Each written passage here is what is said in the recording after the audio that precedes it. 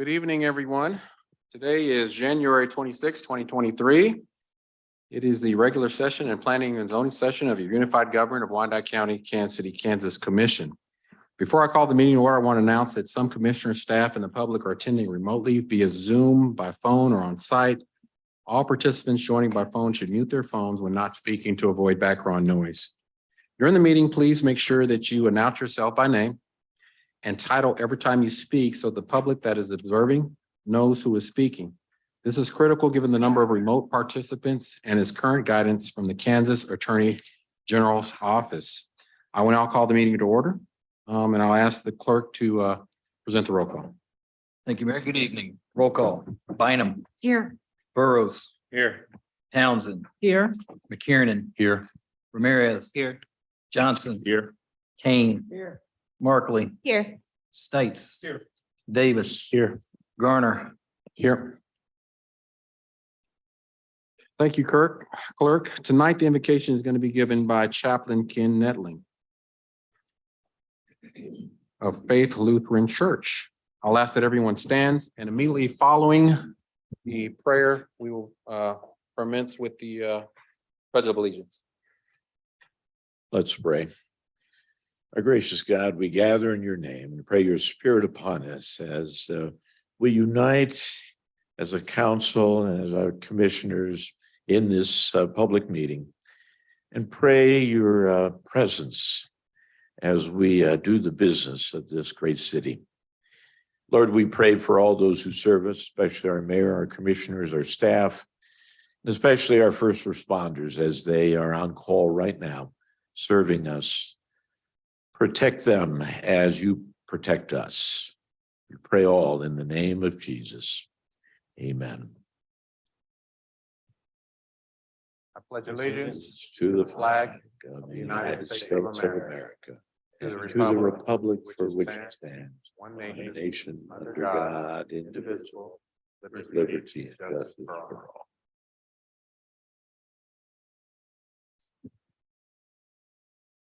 Thank you, Pastor.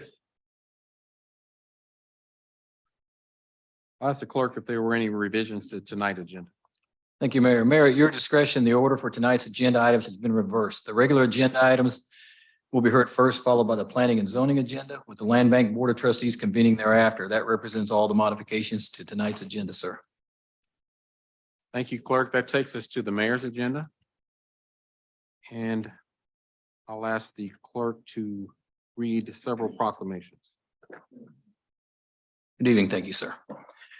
Proclamation for the Golden Royalties Chapter Day. Whereas the Golden Royalties chapters of the American Business Women's Association has worked hard to collect monies to aid deserving young women in our community to further their educational pursuits and go to college. And whereas the Golden Royalties chapter of the American Business Women's Association was chartered on May 8, 1993 with Charlotte Collins, founder in Wyandotte County at Kansas City, Kansas. And whereas the mission of the American Business Women's Association is to bring together business women of diverse occupations and to provide opportunities for them to help themselves and others grow personally and professionally through leadership, education, network support, and national recognition. And whereas the Golden Royalties chapter has hosted an annual educational and scholarship event honoring the life, and legacy of the late Dr. King Jr. and giving homage to his wife, the late Coretta Scott King for the last 30 years. And whereas they have awarded over 30,000 in scholarships and grants through ABWA's National Scholarship Program, Stephen Buffin Memorial Education Fund,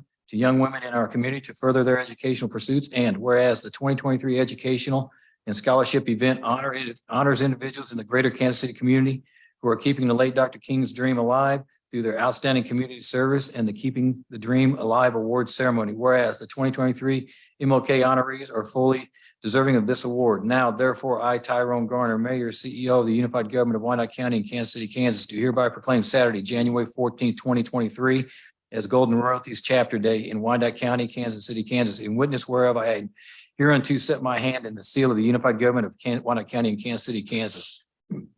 Proclamation, whereas Dr. Martin Luther King Jr.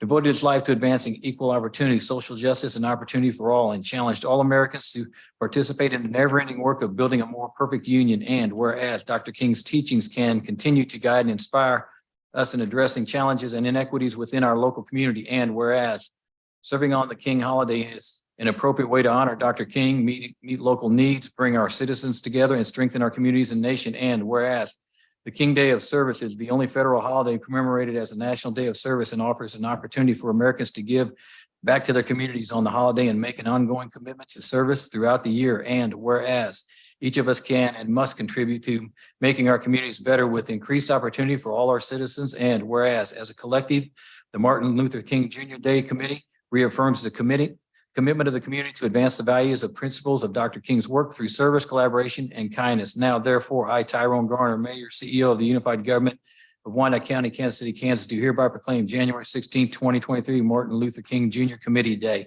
in Wyandotte County, Kansas City, Kansas. Witness whereof I have hereunto set my hand in the seal of the Unified Government of Wyandotte County and Kansas City, Kansas, the 16th day of January, 2023.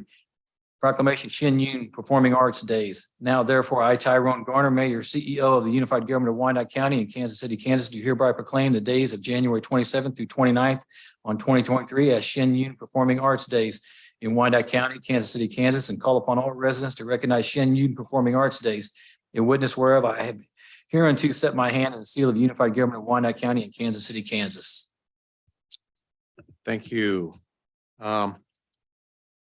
Before I move on, I'd like to just briefly update the commission on the status of our administrator's process. On June 9th, 2022, I made a commitment to this commission, our staff, but more importantly, the great people that make up Wyandotte County, that this process would be timely, transparent, thorough, and inclusive. I want to thank Ms. Harrison Lee's staff, particularly Ms. Porter, for working closely with the consultants and with the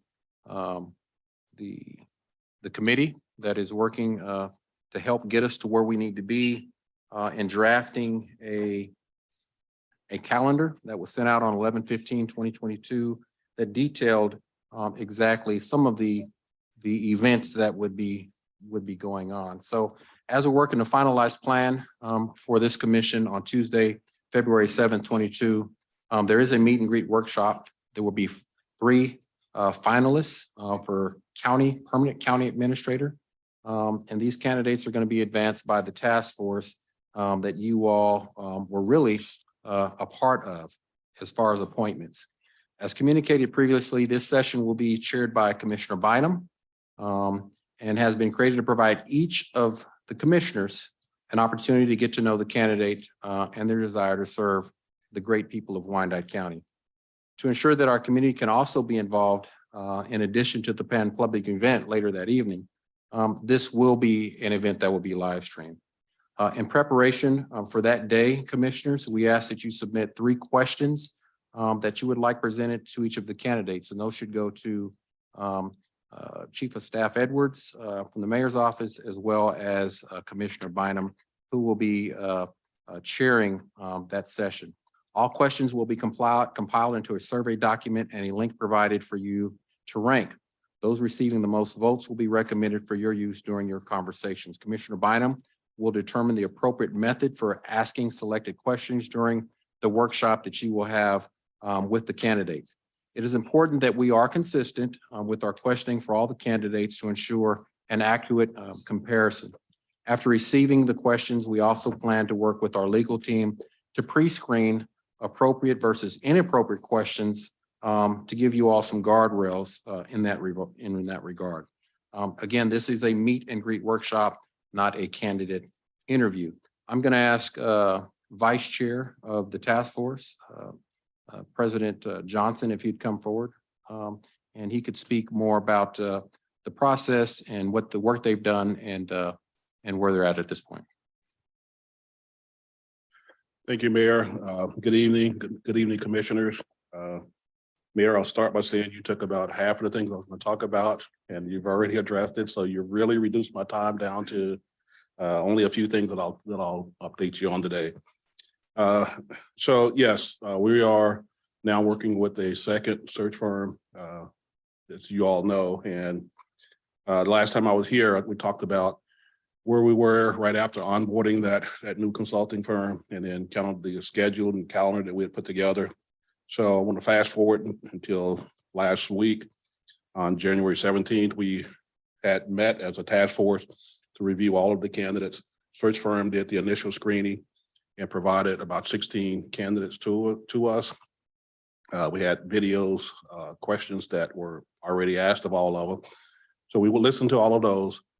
And then we asked a lot of background questions of the task force that didn't come out on the video. So that was our way of trying to get to understand the complete candidate list a little bit more about who they are, what their experience is, what they may bring to Wyandotte County. And then we were also coming into that meeting with the idea of reducing that number down to 6 candidates, which we did on that night. Since that time, I think as of yesterday, we got word that one of them had withdrawn their name for consideration. So now we'll be interviewing 5 candidates on Monday afternoon. And then as we trim that down to 3, we'll be presenting those candidates to the commission, and you'll start your round of interviews as the mayor has already outlined. So if there's any questions, again, you've covered most of what I was going to talk to. Thank you for that. And if there's any questions, I'll take them at this time. My hope is to get you 3 highly qualified candidates to review. And my hope is that a selection will be made from that group. So, but we're on a short timeline. The meet and greet is out there. It's already mentioned, and we're gonna be working as fast as we can. We've already prepared all the questions. We're already prepared for Monday. So I think next week is gonna be a busy week for us, but we'll work our hardest to try to get that list narrowed down a little bit smaller. My hope is you'll appreciate the work that we do. Thank you, Thank Mr. you. Johnson.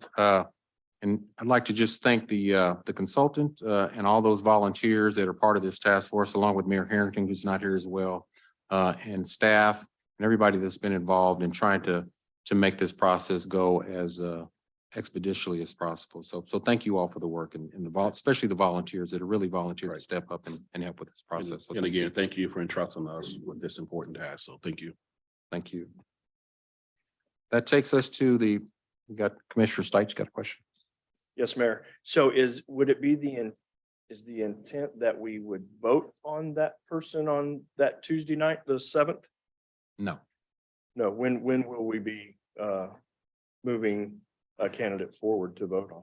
They will present 3 candidates, and at that time I'll vet, and then once I make a decision, then a special meeting will be set up to where I'll present that candidate, and then you all will have the opportunity to consent to that appointment. Do we know a time frame on that? Not at this point. Thanks. Commissioner Kane, Thank you, Mayor. Do we get a vote on it? you will get to vote to consent to the appointment, yes, as we've always done per ordinance. Okay, cool. Thank you. What happens is, just for the public, the way our ordinance reads is the mayor appoints, which in my opinion, basically I recommend an individual for the position. to the commission, and the commission takes that recommendation, and they ultimately decide whether or not to consent or basically to approve my recommendation to them for the administrator to fill that permanent position. So that's how that works. Thank you. That takes us to the regular consent agenda. Do any members of the commissioner or county administrator wish to set aside any item on the regular consent agenda? If an item is not set aside, all items on the regular consent agenda will be voted on by one vote. I will entertain a motion. Okay, there is a motion and a second to approve the consent agenda. Is there any discussion? Seeing none, roll call. Roll call, Bynum, Aye. Burrows, Aye. Townsend, Aye. McKiernan. Aye. Ramirez, Aye. Johnson, Aye. Kane. Aye. Markling, Aye. Stites. Davis. Aye. Vote is 10-0, the motion carries. Thank you. This takes us to the administrator's agenda. We have two items on the administrator's agenda. Item number one is an update from our interim county administrator on the UG Forward 22 accomplishments and next steps for first quarter of 2023. I ask Ms. Harrison Lee to make some remarks. Good evening, Mayor and members of the commission and members of the public. Thank you. As we are all acutely aware, 2022 was a year of transition, both for the unified government and for the world at large after COVID. With the election of a new mayor, the appointment of an interim administrator, and all of the changes that these circumstances entail, we were faced with new challenges. But we were also given new opportunities to showcase the resilience of Wyandotte County. As we venture into 2023, I'd like to take some time to reflect on the things that we were able to accomplish in 2022. Next slide, please. The DEIF framework has been at the forefront of my work as your interim county administrator, and it has led us to some notable accomplishments over the last few months. We've been able to complete the 3 critical assessments of the unified government and started to execute some of the high priority and readily implementable recommendations. We started preparing for and launching new strategic planning efforts, and we started to prepare the organization for a permanent county administrator, as the mayor previously indicated, by prioritizing the assessment recommendations and blueprinting a strategy for implementation. 2022 was a robust year of engagement for the unified government. If you could back up, please, to discover. Yeah, right there. We were able to connect with the community on a multitude of significant topics, including but not limited to the 2023 budget and the land bank policy. We leveraged new partnerships to reopen Parkwood Pool and invest in our community through swimming safety initiatives. Finally, we had the outstanding opportunity to celebrate the 25th anniversary with the UG 25 Summit, where we were able to reflect on the origins of the UG and set goals for the future. Next slide, please. The most effective way of going forward for an organization includes an understanding of where we are. So with the evaluation being the theme for 2022, the completion of the organizational assessments identified areas in need of improvement, as well as recognized areas of excellence, including honors for the Public Works Department, Parks and Recreation, Public Health, Election, and others. We began realigning the organization with a new organizational structure to create synergies and build upon departments that work together more closely. We updated policies and introduced new ones to reinforce our investment in our employees' well-being and protection. We also started working on budgetary strategic planning, and we ended the year with a planning session with the commission to identify and set priorities and strengthen collaboration. Next slide, please. Throughout the 2023 budget cycle, it was made clear that increased revenue will be essential to the fiscal sustainability of the unified government. Economic development will play a key role in the generation of that revenue. In 2022, we made strides in the area of economic development. We adopted our first countywide mobility strategy, and the infrastructure outcomes document, both of which will help to prepare for increased economic development. We initiated the Economic Development Strategic Planning Project and look forward to adding that to the UG's toolkit. Finally, we developed a grant process intended to position the UG for future funding opportunities. Next slide, please. In 2022, we boasted $481 million in capital investment with 30 new projects, 19 business retention expansions, and 11 attraction announcements. We have 30 active attraction projects, 35 active business retention projects, and we brought more than 400 jobs to the county.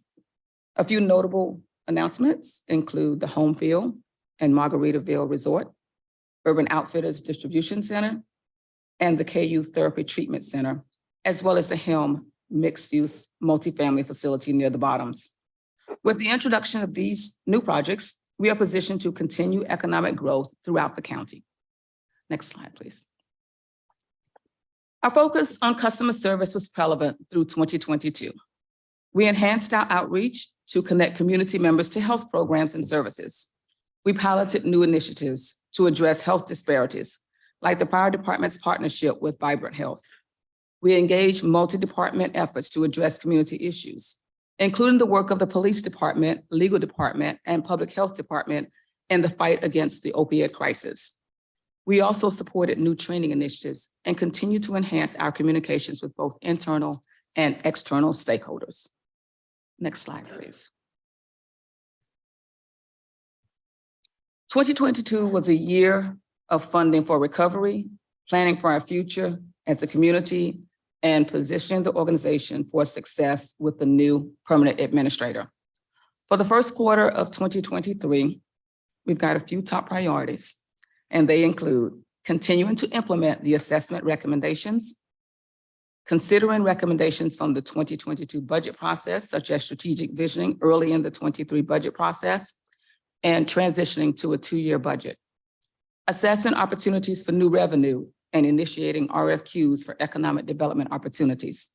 Finally, we will be launching the Dot Leads Professional Development Program within the first quarter of 2023.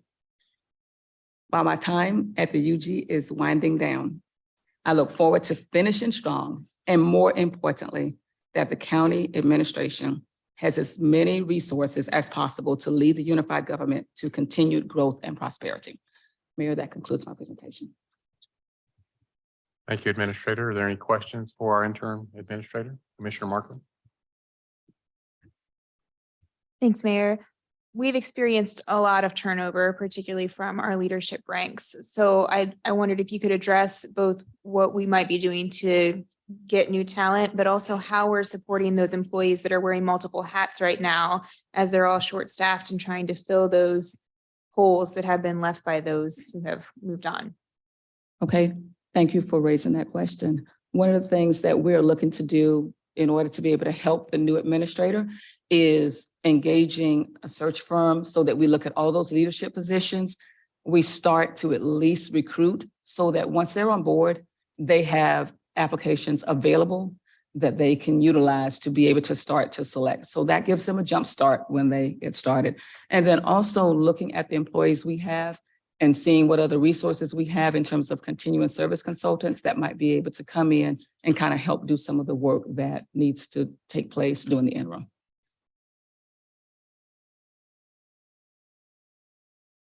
Thank you. Any further questions from the commission? Okay.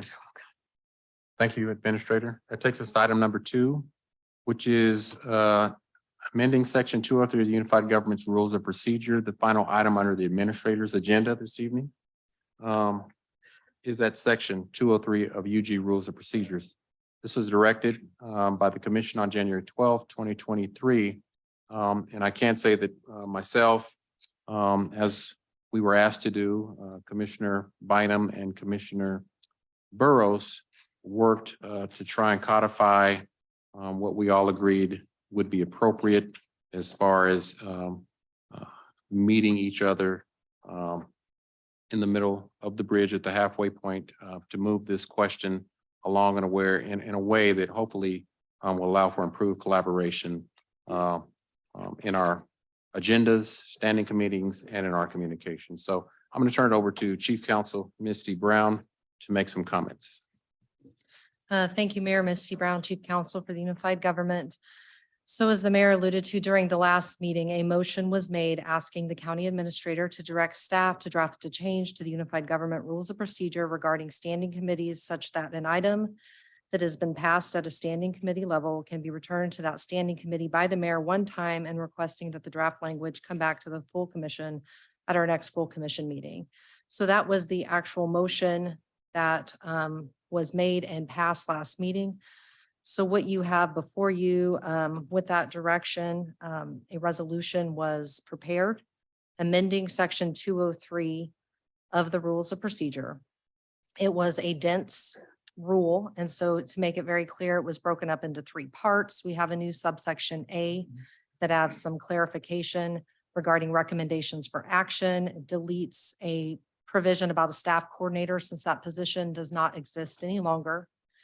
We then have a new subsection B, which contains the meat of the amendment stating that item, going into how if an item is forwarded from the standing committee to the full commission for an action and it's sent back for a particular purpose, the standing committee will look at that particular purpose that's been directed to look at by the mayor within 60 days. And then if the matter is passed again, it comes back to the full commission for review. And then our new subsection C, again, has some clarification language about recommendations for action by the standing committee. It changed a shall to may be scheduled for action, and then cleans up a little bit of language at the end regarding the mayor's authority to fully manage an agenda item. It strikes some language regarding emergency and time-sensitive items.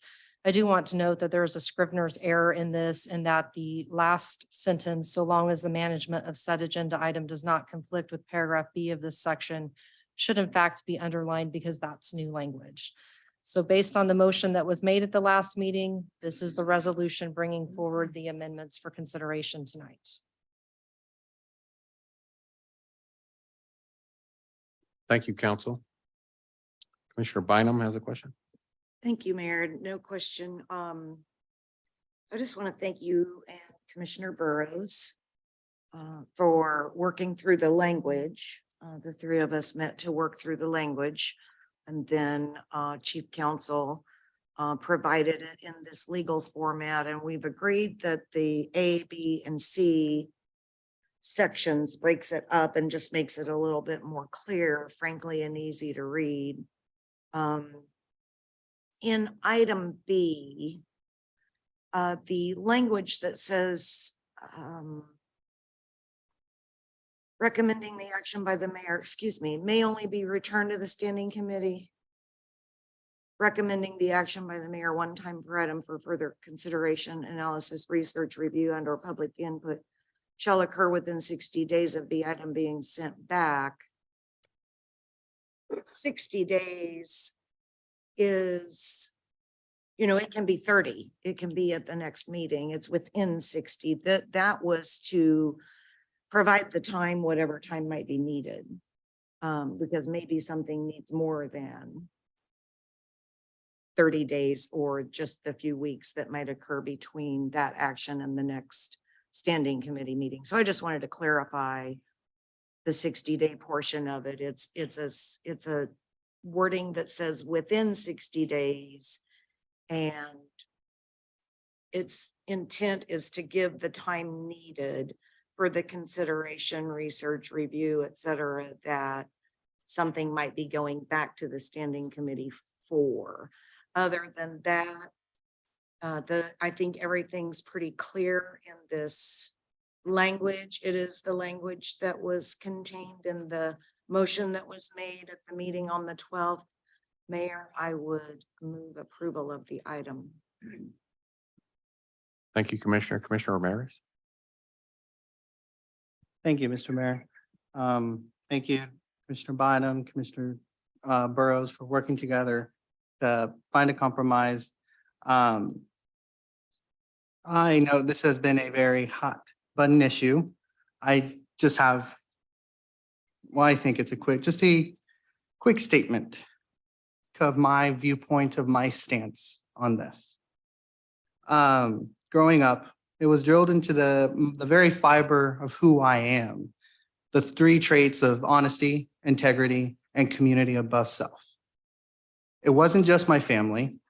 It's every Latino and Latina child who receives this lesson in life.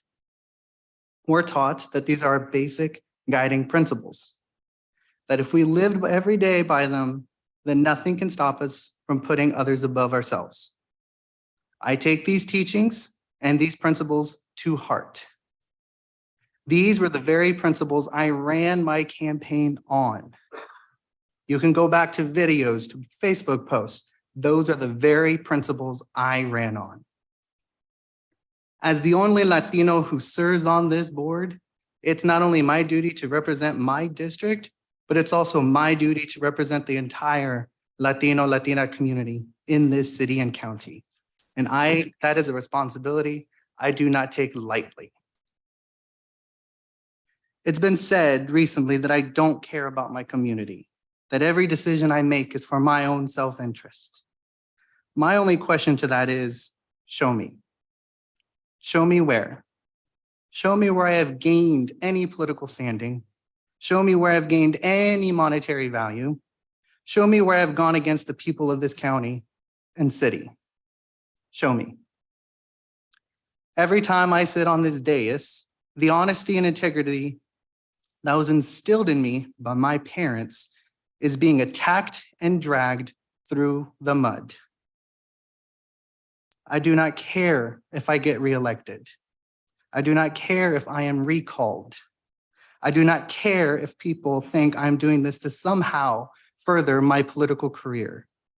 Honestly, I do not care what you think or if you like me, but never, never attack or question the very principles that make me a proud Latino.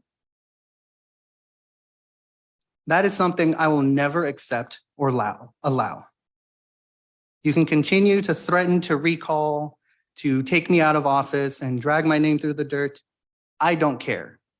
That doesn't bother me. But attacking and questioning my principles stops today. With all of that said, I cannot and I will not support the compromise resolution. Wyandotte County and Kansas City will never change for the better if we do not modernize the rules the UG operates by. My district supported me with the original solution.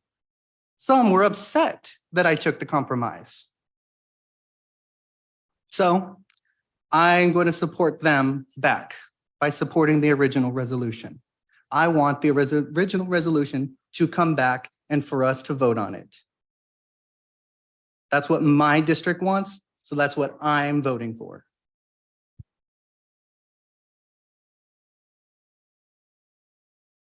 Commissioner McCarron. Thank you. I will second Commissioner Bynum's motion. Commissioner King. Legal, did you say that they're gonna make something, change the wording from shall to maybe? Misty Brown, Chief Counsel. So in this resolution, Commissioner, in the new subsection C, it originally read an agenda item recommended by a standing committee to the full commission for action shall be presumptively scheduled for action at the next regular meeting. This section has been amended to say an agenda item recommended for action, that's a new piece, by a standing committee to the full commission for action instead of shall, may be presumptively scheduled for action at the next regular meeting. Does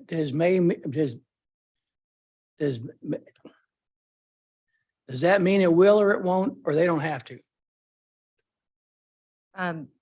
Commissioner, it means that it could be the language before it said shall be presumptively scheduled, which even though they used the word shall, they had the word presumptively in there, which means that it's expected that it would have been at the next meeting, but it allowed for the possibility that it wouldn't be. So now changing the shall to may, I don't think legally makes much difference because of the words presumptively in there. Well, I've done some union contracts. And we always try to take out the language where it says may versus shall. And is there any reason why it has to be 60 days? It couldn't be 30 days?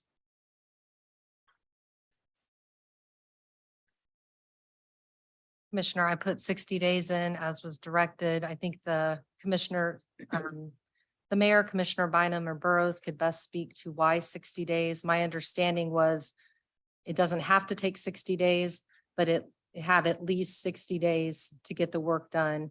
But they wanted it completed within 60 days before it advanced back. Well, what would have been nice, since we didn't have a special session today, that we sat down as a group and had an executive session to go over this and have all our inputs instead of just 3 people. You know, because we all have an emotion one way or the other. You know, and it would have been nice to be able to share them. So when we came down here, we can bang, here it is. But getting this and some language changes and stuff like that, it makes it difficult to support this. Commissioner Bynum? Thank you, Mayor. Just 2 things real quick. To me, the 60 days within item B and within item C, the change from shall to may were compatible.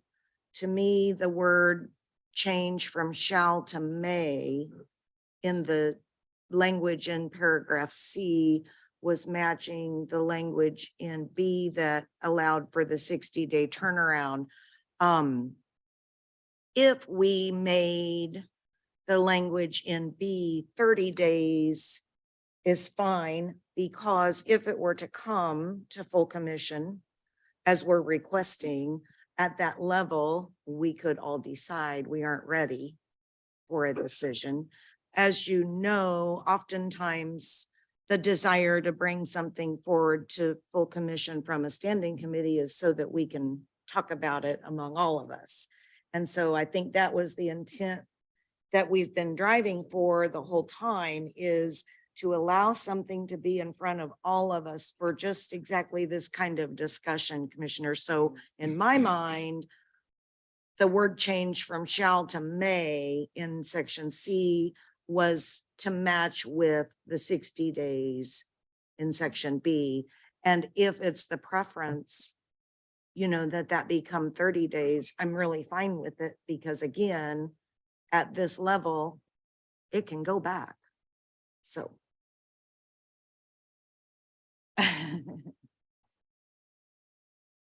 Thank you, Commissioner Stites.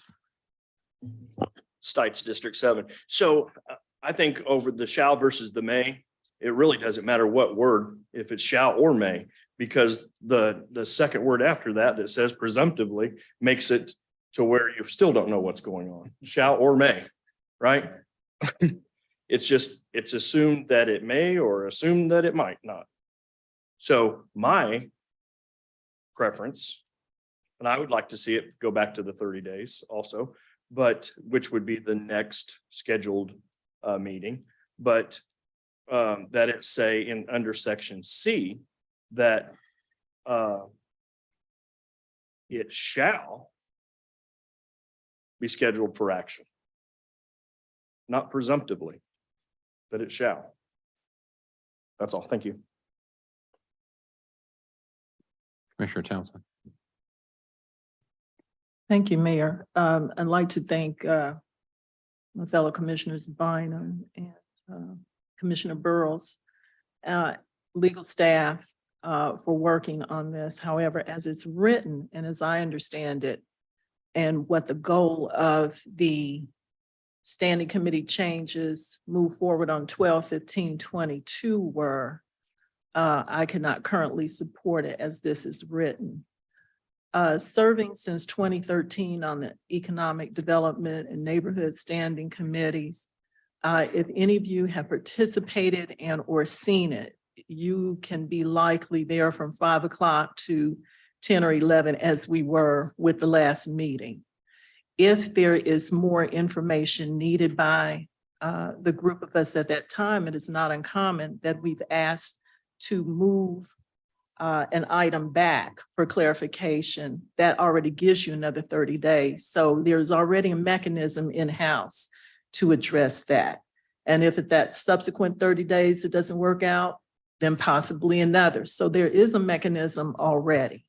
So when we look at the 60 days in section B, I don't think that that's necessary at all from my viewpoint. And from the language of C, and it's already been pointed out, shall, may, presumptively, it's either shall or it's not. May and presumptively are the same thing. And the whole point of this is trying to make sure that something that has gone through standing committees that then comes to this body in this forum is acted upon. And there is still more time for discourse. So I'm still favoring the language that was presented on 12/15/22. And there should be no commissioner, no mayor, current, past, or whatever, that would hold up any item that the public and we as your representatives should be considering. That's the whole point of this. It's not to embarrass anybody, but as one of the other commissioners said, we need to adopt and change if we see situations where there's a possibility that something that has come from the community, from people who want to improve, from people who want to just have a discussion about whatever the topic is. And we've dealt with some heavy topics over the since the last 3 or 4 years. So that is what grieves me about this language. The language submitted on 12/15/22 was to promote that. There was no equivocation about it. It was not to embarrass anybody. And I think that is still the proper language. So I could not support this language as it currently exists. I would also think that, I forgot which of my fellow commissioners mentioned taking this back and having a more thorough discussion, but as it currently is, I cannot support it. But thank you. Commissioner Davis. Thank you so much, Mayor. I am in agreement with Commissioner Townsend on this, but a couple of things which is kind of weird here. I did not know that the agenda would be arranged. We have a lot of people here that are waiting on planning and zoning items. They did not come here to sit and watch us argue back and forth about a provision in language they can't even see on screen. That is, I'm not making any judgment as to whether or not that is on purpose, but it is quite frankly a disservice, and my apologies to you all, because you all came for your specific items, many of you, I'm presuming, for planning and zoning, not to see us argue. And so I'm sorry that you came to see this.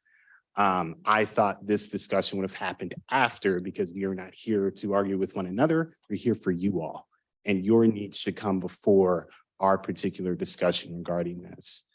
I'm not for the compromise, quite frankly. I don't know if it's much of a compromise. It has been made very, very clear that there were 3 commissioners that led this effort. Myself, Commissioner Markley, and Commissioner Ramirez. We were, I think, intentionally left out of the discussion regarding the compromise. How do you compromise with a party that's not there? I don't know how that's possible. This particular, is it possible for us to get the actual language on the screen? Is that possible for the clerk's office, Mr. Dackler? Because it's just weird talking about this. No one can see what we're talking about.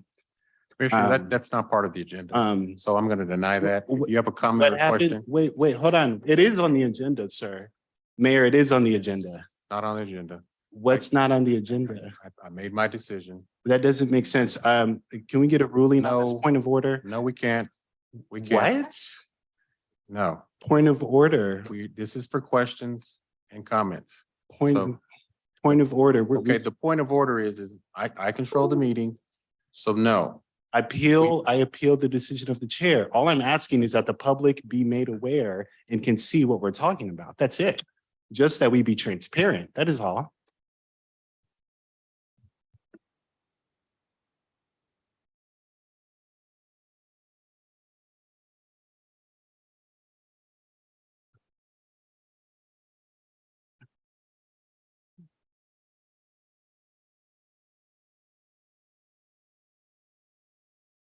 again, rules of procedure aren't debatable, but there is a question.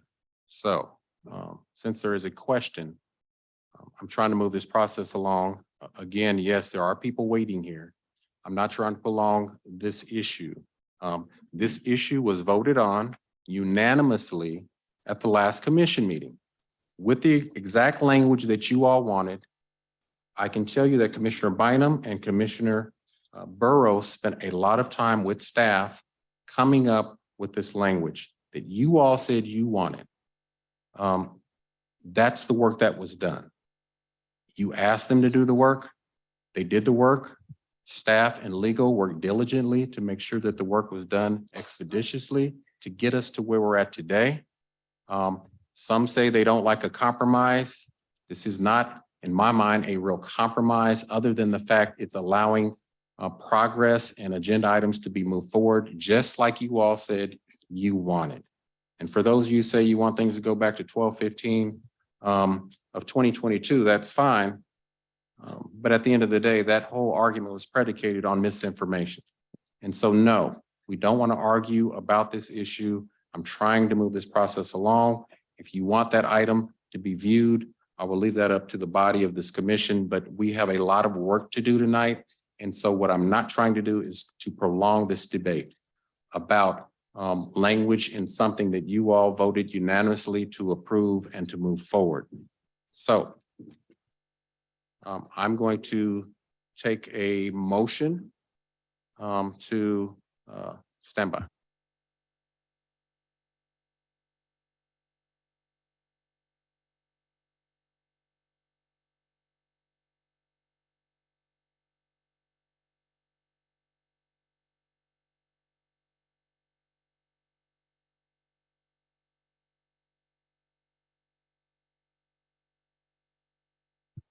All right. There is a motion, but again, to prevent all this, clerk, do we have this item to be viewed? We do, sir. Put it up for the public. Again, I'm going to accommodate Commissioner Davis's request to cut down on the time that's involved in this.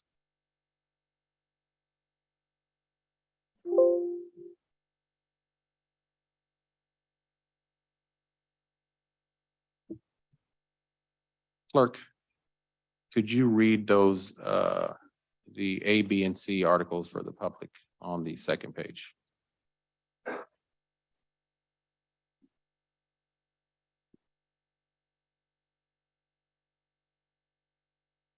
Thank you, sir. Section A, the standing committee chairperson is responsible for recommending action to the full commission concerning standing committee agenda items recommended to the full commission within 30 days of the standing committee's vote to recommend. The recommendation for action, along with any supporting materials, shall be forwarded by the standing committee chairperson to the mayor and administrator for placement on the full commission standing committee's agenda. Section B, the mayor ultimately determines the final agenda for the full commission meetings. However, items advanced from the standing committee to the full commission may only be returned to the standing committee, recommending the action by the mayor one time for the per item for further consideration, analysis, research, review, and or public input, which shall occur within 60 days of the item being sent back to the standing committee, recommending the action. If the standing committee that recommended the action to the full commission again recommends the action to the full commission, the action shall be placed on an agenda at a full commission meeting pursuant to paragraph A of this section. C, any agenda item recommended for action by a standing committee to full commission for action may be presumptively, I guess it's scratched, scheduled for an action at the next regular meeting on the full commission subsequent to any regular meeting, if any, held during the same week as the meeting of the standing committee recommending the items. Nothing shall prohibit the mayor from exercising the discretion to fully manage an agenda item on any agenda in the interest of the unified government or the public, so long as the management of said agenda item does not conflict with paragraph B of this section. That's it, sir. Thank you. Commissioner Bynum. Thank you, Mayor.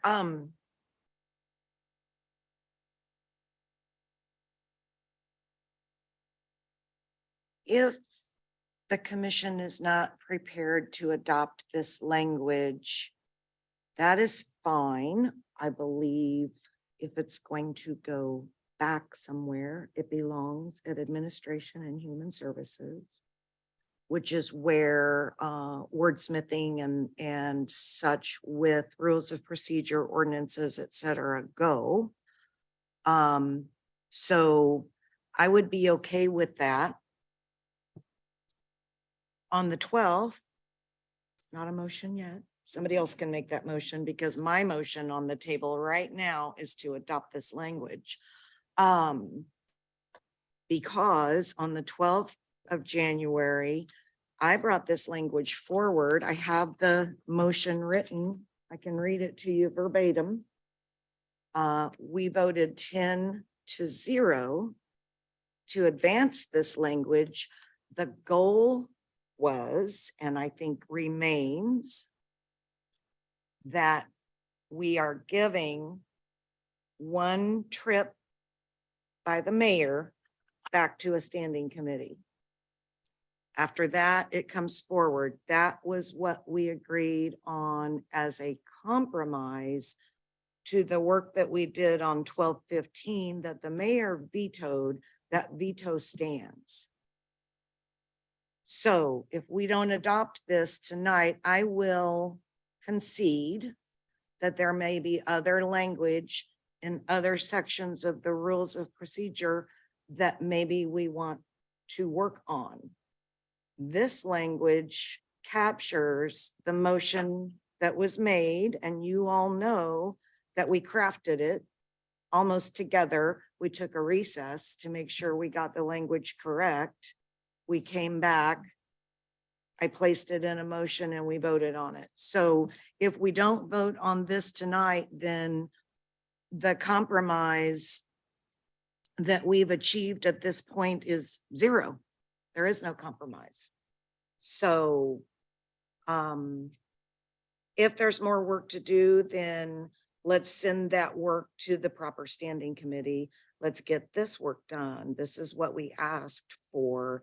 This is what we delivered. And I would put forward that the reason why the commissioners that worked on it were myself and Burrows is because I made this motion and Commissioner Burrows is the other at-large commissioner. And we were the two that worked with the mayor to bring forward the notion that there could even be a compromise. So it wasn't to deliberately leave any commissioner that had been engaged in the original crafting of the changes in December. That wasn't the intent, at least not on my part whatsoever. We tried to work together to bring forward some give and take. We crafted the language, we voted on it, and the vote was bring it to the next full commission meeting. And that is where we are tonight. And if we don't vote on this or we vote it down, then so be it. But if that's the case, there is no compromise. So thank you, Mayor. Commissioner Burrows. Thank you, Mayor. And I too want to thank Misty and the legal team for their assistance and diligence in drafting the proposed language that was presented here. I know it's difficult, but I do know that they went back, listened to the motion a number of times to get the language as accurate as that needed to be. I do too want to thank Commissioner Bynum for partnering with us to try to find a remedy to address the concerns raised by our fellow commissioners in reference to the issues of bringing things forward out of a committee. The mayor and I also want to say thank you for setting an example of initial attempt, an olive branch in hopes to build trust with the commission. I will state this. I know that I don't like doing anything on the first time out, but I know we've adopted budget amendments that we haven't had a chance to review. I know we took action on the initial issue, and those of us, we didn't get a copy until it was brought forward after the meeting was adjourned. But this time the language was given out a couple of days before for review. And it is a motion that was made in a public setting and is in a transparent way. It makes no difference to me what you all feel. If we're not going to be able to work together and not trust one another, and we can't reach a compromise. I agree if we're not all at the table, but I don't know that we've all been at the table for a while. And this is an attempt. I represent 4 commissioners. Commissioner Bynum represents 4 districts in her at-large district. We were listening to the debate and the discussion and the individual concerns I've heard from everyone. So this language was the language that was proposed at the prior meeting. This was the language that was presented this evening. And if you all don't want to abide by it, then I'm ready to sit down and visit and take recommendations that you all want to put forward. But this is getting us nowhere. And we have a number of items that we need to be working on in this public venue so that people will know that we're here and open for business. I'm just very concerned that the work that was put in by legal and you know, the 60 days, I wanted to make comment. There was a comment made earlier this evening by one of our fellow commissioners that said, staff, we're losing staff. Well, when we advance something quite rapidly, that puts a lot of pressure on a limited amount of staff to come back with information. And so it was just an attempt to give them the time necessary to let them feel like they've been part of the process. We rely on them, and that information is extremely important, that it's accurate and timely. So, you know, body, if you choose not to take this compromise and vote it down, so be it. We'll take whatever actions necessary, and hopefully that after we have this discussion, that maybe we can all sit down and have a conversation as to what we believe needs to be done. But most importantly, it's what the public should see from this commission as far as leadership. And I would hope that we would collectively give that consideration. Thank you, Mayor. Commissioner Townsend. Thank you, Mayor. I want to make a point of clarification. There's been a lot of talk about what language was approved. I made it clear that what I was voting on when we were last here is to seek a compromise, but there was no, I repeat, no specific language put forward. Had there been, I would have made the comments at that time. So I would make a substitute motion now that this item be sent to the administrative standing committee. That gives the public, that gives anyone who wants to participate here an opportunity to review the language. And that would be the motion, but it has to be made clear, at least from my point, that there was no language put forward when this was last discussed 2 weeks ago that we could vote on. The intention was clear, though, to try to see if there was language that could be brought forward at this meeting. So again, that would be my substitute motion. Thank you, Mayor. Chief Counsel. Thank you, Mayor. Misty Brown, Chief Counsel. So Commissioner Townsend, I believe I understand your motion, but I want to make it clear your substitute motion is that this item be sent back to the next Administration and Human Services meeting for additional review and consideration. Is that correct? That's correct. And not that it necessarily means that it's the same language that would come out, but the same topic go to them for full discussion by the body and the public. Second. Johnson, second.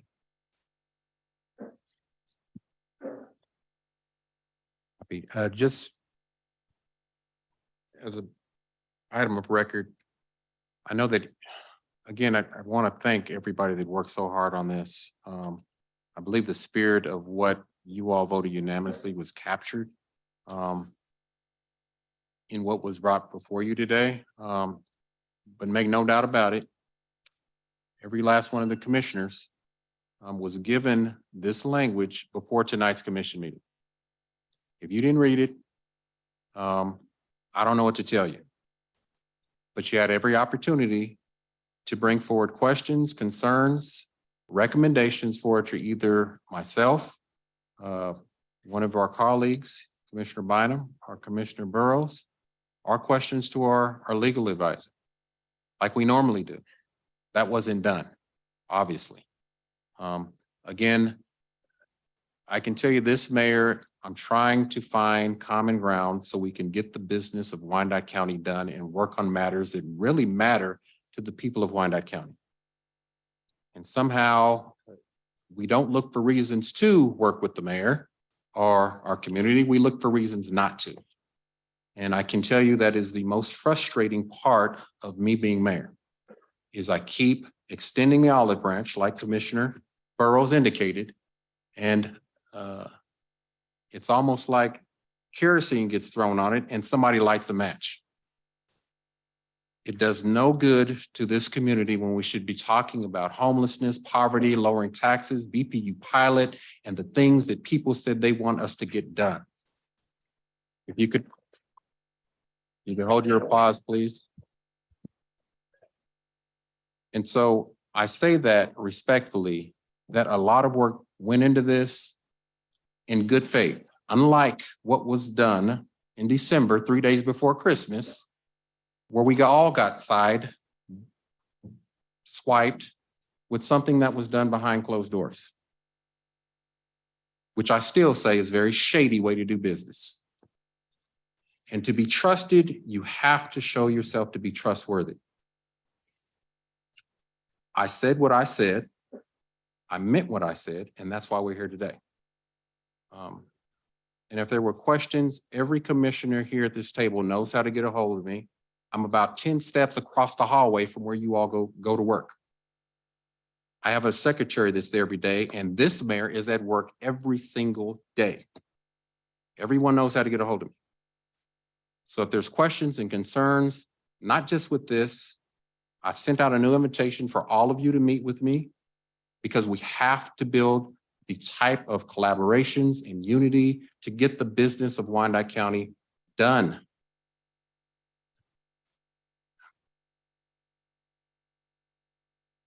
This town deserves better than what they've been seeing. I don't know what's causing this. And I'm not saying I'm not some of the blame, but what I'm saying is that we have got to come together and find common ground and get past these petty differences and get to work on the things that really matter to people. And so again, I'd like to say, for clarity, every one of these commissioners, including myself, had this language before tonight's meeting. So there should be no excuse tonight as to where we are prior to tonight's meeting when you voted 10-0 to agree to coming and meeting halfway on a compromise. I've given a lot. Unlike any other mayor, I said I'm willing to do this in the best interest of Wyandotte County. And here we are on this merry-go-round back to nowhere, which I just think it doesn't do our community any justice or any service. So Commissioner Davis. Thank you, Mayor, and thank you, Mayor, again, that we can be transparent and you all can see what we're talking about. I am in favor of sending this to Administration of Human Services. I have two worries. Number one, Section 202 was completely omitted from the compromise version. That is one of the reasons why I am against this. So for Commissioner Townsend, if that was your motion to include that Section 202 and 203, was that a part of your motion or your understanding?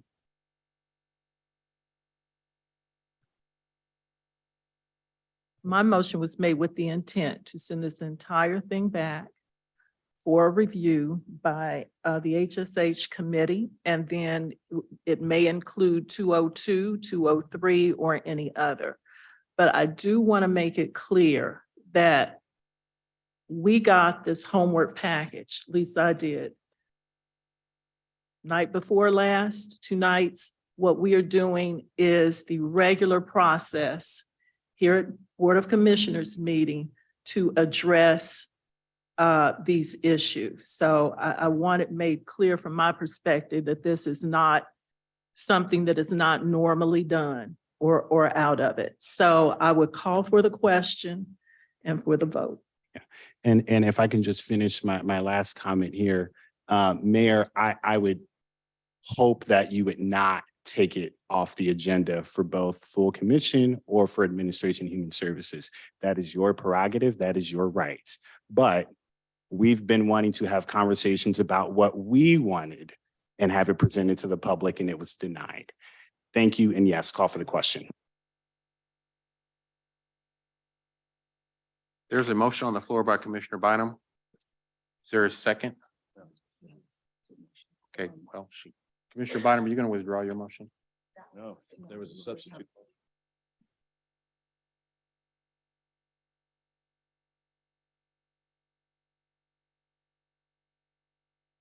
Clerk, can you, for clarity, was there a substitute motion? Who made those?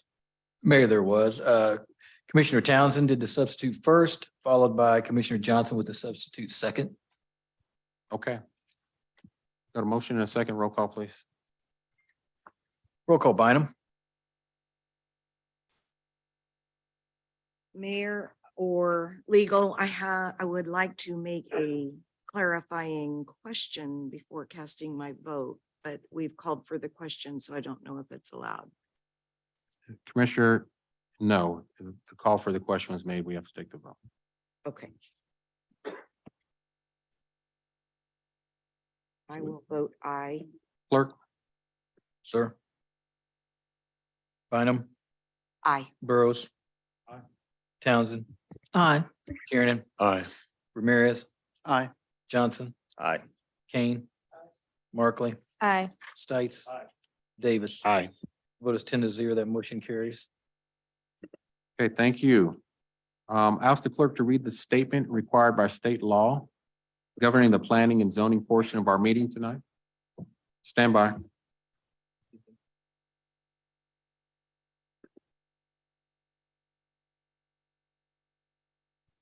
Thank you, Chief Counsel. We need to formally adjourn from our regular agenda and go into the planning and zoning portion. Is there a motion? McKiernan, move to adjourn. Johnson, second. We have a motion and a second. Clerk, roll call, please. Bynum, Aye. Burrows, Aye. Johnson, Aye. or Townsend, excuse me, Aye. McKiernan, Aye. Ramirez, Aye. Johnson, Aye. Kane, Markley, Aye. Stites, Aye. David. Aye. Thank you, clerk. I'll ask the clerk to read the statement required by state law governing the planning and zoning portion of our meeting, followed by the item on the planning and zoning consent agenda. Thank you, sir. We would like to welcome all present to this meeting of the Unified Government Commission. Members of the commission are Mayor, CEO Tyrone Garner, Commissioner Melissa Bynum, at-large District 1, Commissioner Tom Burrows, at-large District 2, Commissioner Gail Townsend, District 1, Commissioner Brian McKiernan, District 2, Commissioner Christian Ramirez, District 3, Commissioner Harold Johnson, District 4, Commissioner Mike Kane, District 5, Commissioner Angela Markley, District 6, Commissioner Chuck Stites, District 7, and Commissioner Andrew Davis, District 8. As each petition is called, all persons for or against will be given the opportunity to express their views. If this is the first time that a particular petition has been before the commission has 3 options. Option 1, it can approve the recommendation of the planning commission with 6 votes. Option 2, it can override the planning commission's recommendation, but it would take 8 votes to override. Option 3, it can return the matter to the planning commission for further consideration, together with a statement specifying the reasons for the referral back to the planning commission. The consent agenda is the first part of the planning and zoning agenda. Items on the consent agenda have received a unanimous vote for recommendation by the planning commission. Unless there is a request to set aside an item from the consent agenda by the applicant, a member of the public, the Unified Government Commission, or others, then the planning commission's recommendation on all of the items on the consent agenda will be adopted by the Unified Government Commission at one time. I'll read the list of agenda items on the consent agenda, and when I've completed the list, the mayor will ask if there are any requests to set aside items from the consent agenda. This is your time to come to the microphone and provide the agenda item to be set aside if you do not agree with the planning commission's recommendation. If you're joining us virtually, this is your time to raise your hand, and once acknowledged, provide the agenda item to be set aside. If you contacted the UG clerk's office on that item, it will be set aside by the UG clerk on your behalf. If an item is set aside, the matter will be discussed and voted on separately. All items not set aside will be approved by the Planning Commission's recommendation. Most of the petitions before the commission tonight may be determined by a simple majority vote. However, protesting property owners representing 20% of the land area within 200 feet of the area in question have signed and filed a protest petition, at least 9 votes by the commission will be required to approve the change of zone petition. A valid protest petition was filed in the clerk's office protesting SP 2022-113 Lynn Beaver to operate an event space at 2651 South 24th Street. The petition represented 34.76% of the property owners.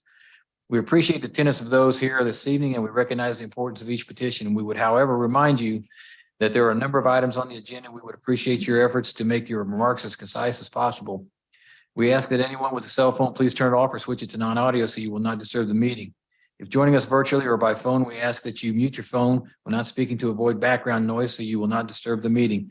Once the petitioners make their presentation, anyone for or against will be allowed the maximum 3 minutes to state their views.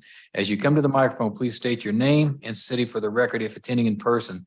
This is your time to raise your hand if you're joining us virtually. When your name is called, please state your name and city for the record. The mayor and commission are required to disclose contacts with proponents or opponents on any item on the planning and zoning agenda. At this time, does any member of the commission wish to disclose any contact with proponents or opponents on any item on the agenda? Clerk, for clarity, was there an announcement on a valid protest petition?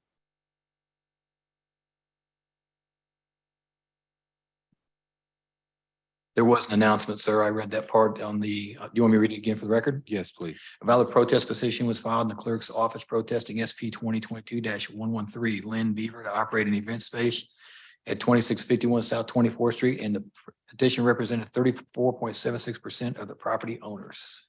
Thank you, clerk. Commissioners with disclosure, Commissioner McCarron. Thank you. I've had communication from opponents of SP 2022-089. I've had communication from proponents of SP 2022-114. I've had communication from proponents and opponents of COZ 2021-048. Thank you. Commissioner Bino. Mayor, I've had communication with proponents of SP 2022-108, proponents of SP 2022-114, proponents and opponents of COZ 2021-048, and opponents of SP 2022-113. Thank you. Thank you. Commissioner Ramirez.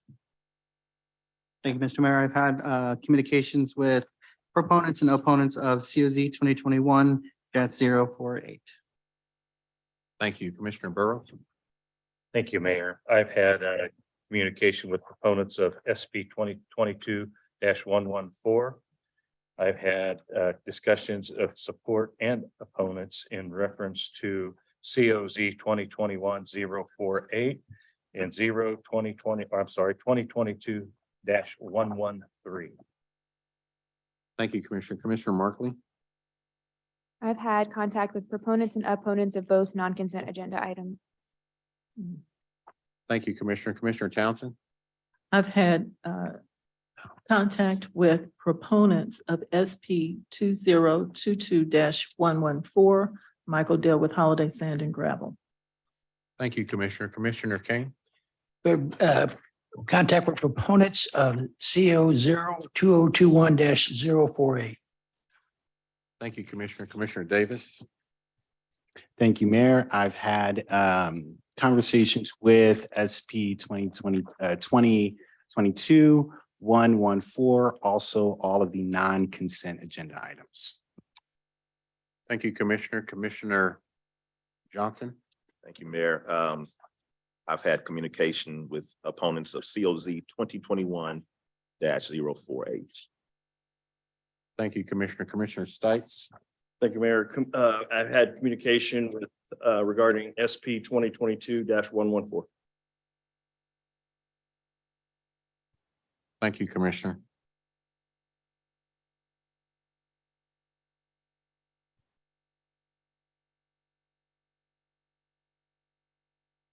Clerk, Thank you, sir. If that represents all, I will now read the consent agenda. Change of zone applications, COZ 2022-044 Anthony Ficara. Change of zone from R1 Single Family District to AG Agricultural District for Bee Farm and Garden at 6822 Berry Road, recommended for approval. COZ 2022-048 Austin Thompson with Atlas Land Consulting. Change of zone from R1 Single Family District to AG Agricultural District for agricultural purposes at 6340 Riverview Avenue, recommended for approval. COZ 2022-049 Corp Maxwell Pasanelli. Change of zone from CP2 Plan General Business District to AG Agricultural District for the American Rural Development at 11787 American Rural Way, recommended for approval. COZ 2022-050 David Lotz with Continental Consulting Engineers. Change of zone from RP3 Plan Townhouse to RP3 or RP4 Planned Garden Apartment Districts to RP5 Planned Apartment District to construct a senior living facility at 2300 North 113th Terrace and 2302 North 113th Place, recommended for approval. Special use permit applications, SP 2022-089 Virgilio Falcon. Special use permit for the temporary use of land to keep 2 storage containers on a residential lot at 444 North 10th Street, recommended for denial. SP 2022-107 Natalie McNutt, renewal of a special use permit to operate a short-term rental at 3801 Lloyd Street, recommended for approval for 2 years. SP 2022-108 Ann Marchiel with Business Law Advisors. Special use permit for the temporary use of land to keep equipment and materials related to a roofing business at 6541 Donahue, recommended for approval for 2 years. SP 2022-109 Sherry Bailey Scott, home occupational special use permit to operate a chiropractic office at 5331 Miami Avenue, recommended for approval for 2 years. SP 2022-111 Jason Newman with Escans Properties, renewal of special use permit for a short-term rental at 4112 Booth Street, recommended for approval for 2 years. SP 2022-114 Michael Dale with Holiday Sand and Gravel, special use permit to operate in sand excavation and sand processing operation at 4403 North 42nd Street, recommended for approval for 5 years. SP 2022-115 Nathaniel Shantanis with Range 23 Brewing, renewal of a special use permit to operate a microbrewery at 13400 Donahue Road, recommended for approval for 2 years. Miscellaneous ordinances, an ordinance rezoning property at approximately 4229 Douglas Avenue from R1 Single Family District to R2 Two Family District, recommended for approval. That represents all of the items on tonight's consent agenda, Mayor. thank you, Commissioner Bynum. Mayor, I might be ahead of myself, but I'm making a motion to approve all items from the consent agenda. Okay, you're a little ahead of yourself, but that's okay. Do any members of the commission, the county administrator, or the public wish to set aside any items on the planning and zoning consent agenda? If an item is not set aside, all items on the planning and zoning consent agenda will be voted on by one vote to follow the recommendations of the planning commission. I'll ask if anyone in attendance would like to set aside an item.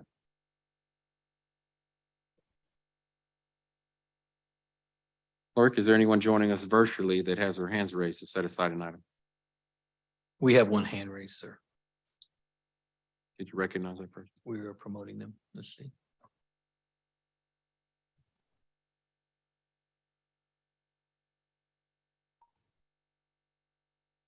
Mr. Jason Newman.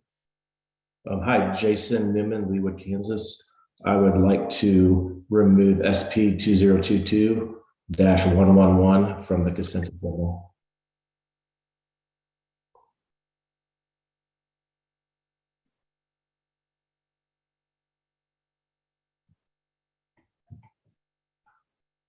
No other hands online, sir. Thank you. I'll entertain well, there is a motion for approval of the planning and zoning consent agenda minus what was requested to be set aside. There's a Sure. motion. It was SP 2022-111. Thank you, clerk. Second. There is a second. Excluding the set asides. Clerk, roll call. Roll call Bynum, Aye. Burrows, Aye. Townsend, Aye. McKiernan. Aye. Ramirez, Aye. Johnson, Aye. Kane, Markley, Aye. Stites, Davis. Aye. The vote is 10-0. That motion carries. Clerk, could you please read that set aside? Sir, SP 2022-111, Jason Newman with Excan's Properties, renewal of special use permit for a short-term rental at 4112 Booth Street, recommended for approval for 2 years. Thank you, clerk. Mr. Hand, could you make some remarks in regards to the set aside? Thank you, Mr. Mayor. This is Gunnar Hand, Director of Planning and Urban Design. This again is a short-term rental renewal. It's the applicant's second renewal, so it'd be their third approval. This is in the Rosedale Area Master Plan. We received no letters of support, no letters in opposition.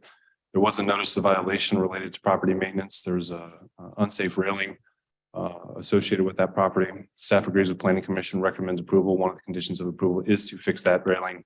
It is for a maximum of 7 people and 2 cars.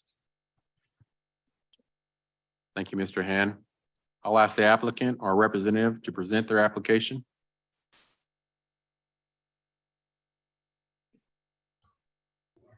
Yeah, Jason Newman.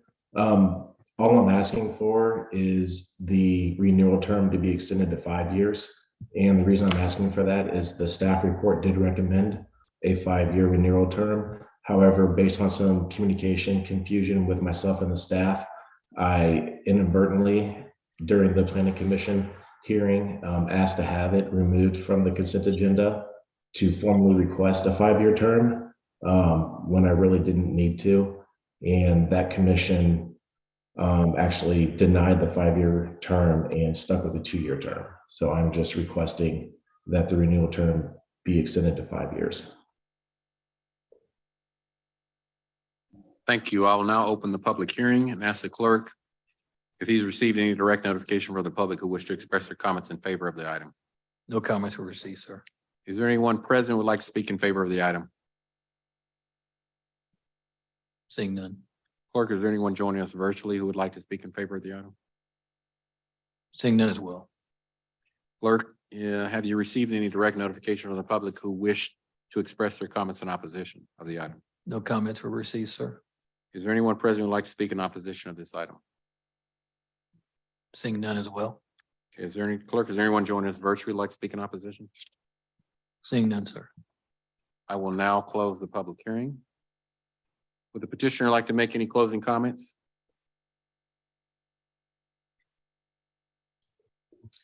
Jason Newman. The only comment that I would like to make in addition is I did speak with Janet regarding this, and she said that she would recommend to this board that the 5-year term be adopted. But I don't know if she's here or not. Sounds like she's not. Okay, can you repeat that one more time, Mr. Newman? Yeah, I spoke with Janet from staff regarding this issue, and based on the confusion with the communication from the staff, Janet told me that she would say that the staff does recommend a 5-year term renewal for this. However, I'm not sure if she's here at the meeting or not, but she did tell me that. Okay. Mr. Hand, could you clarify that? Mr. Mayor, this is Gunnar Hand, Director of Planning and Urban Design. Staff has no problem with the 5-year term. It would take 8 votes of the commission to overturn a recommendation of the Planning Commission. Thank you, Mr. Hand. We do have a question from Commissioner Bynum. Mayor, thank you. I'm not a question. I'm not in favor of a 5-year term. We are in the process right now of looking at our short-term rentals and any changes that we might make to those policies and procedures. I do not know, and it may be in this packet, and I just don't know it, whether this is an owner-occupied short-term rental or not. Not in favor of extending beyond the 2 years that's in the packet. Thank you. Thank you, Commissioner. Commissioner Ramirez. Thank you, Mr. Mayor. Thank you, Mr. Newman. Thank you, Gunnar. This is in my district. I just have a couple questions. It says that there is an active NOV for the porch railing. I don't know if Mr. Newman or you, Gunnar, can answer. Is that going to be remedied? Or is that currently being remedied? This is Gunnar Hand, Director of Planning and Urban Design. Again, it is a condition of approval to fix that, and they are actively working on it, yes. Okay. What was the planning commission's reasoning for denying? I agree with Commissioner Bynum. We're in the middle of redoing our STR laws and ordinances. I think 5 years is long for what we're trying to do and try to modernize our STR laws. What was the planning commission's reasoning? Again, Gunnar Hand, Director of Planning and Design. Again, I believe there was confusion at the City Planning Commission. I was actually at the standing committee at the time. We were double booked that night, so I can't speak for it, but I did talk to the planner, Mr. Byron Toy, who led that meeting in my stead at that time.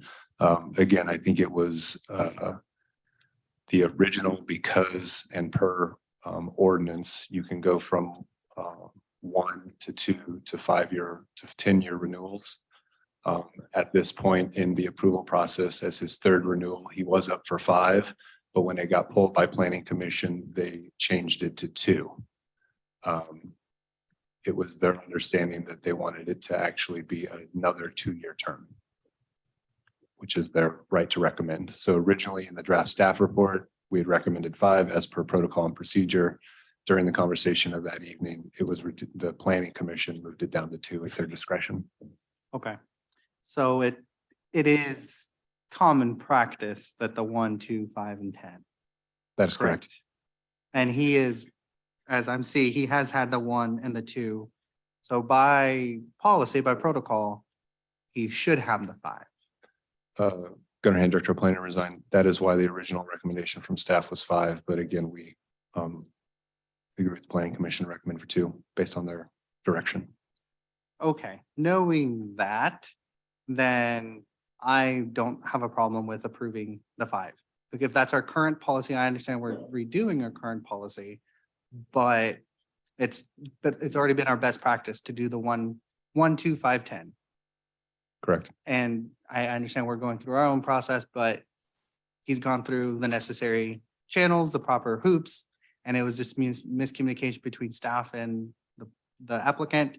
So I don't have a problem with the approval of the 5-year. Thank you. Thank you, Commissioner Burrows. Thank you. Gunnar, since I've been here, it's my understanding that if you're a non-resident, you get a 1 year. If they're not a resident of Wyandotte County and they own a home for a rental.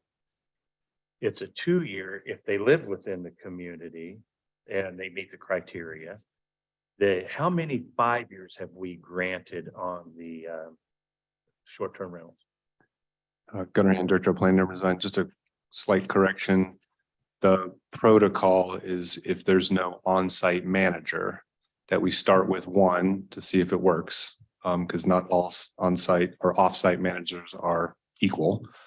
And if there have been no complaints in that first year, then we then go to the 2, 5, 10.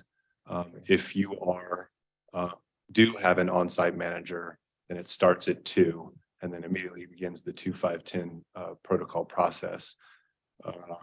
To answer your second question, we only have about, I think, 3 short-term rentals where there is an on-site manager, which basically means someone's renting out a room in their house.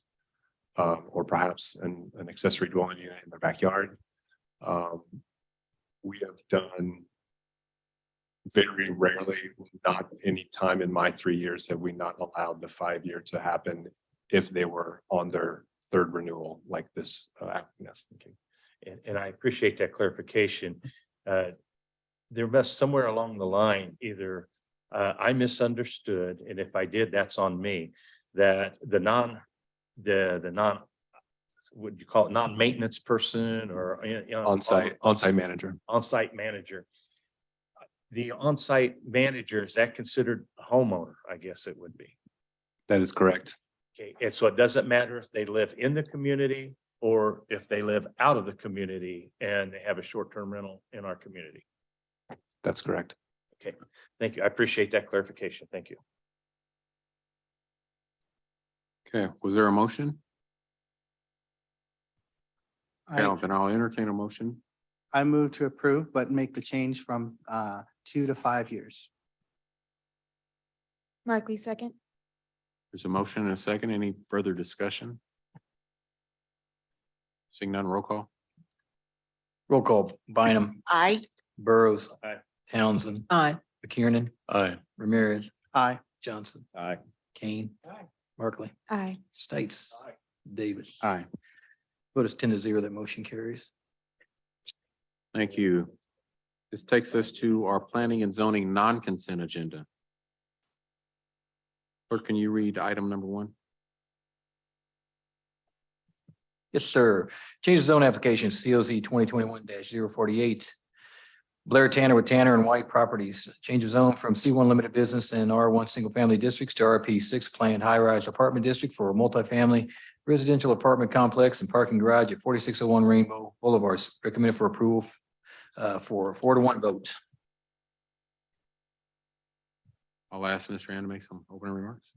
Thank you, Mr. Mayor. Gunnar Hand, Director of Planning and Urban Design. This case was heard in conjunction with BOZA 2022-046 for a rear yard setback that was approved by the Board of Zoning Appeals earlier this month. You may recall that at last November's Board of Commissioner Planning and Zoning hearing, this case was before you with a recommendation of approval from the City Planning Commission. At that time, there was a protest petition in question. The applicant asked for additional time to review that protest petition. In that review process, we determined that we inappropriately noticed this agenda item for both the Board of Zoning Appeals and the City Planning Commission case, which then allowed us to renotice and rehear the case.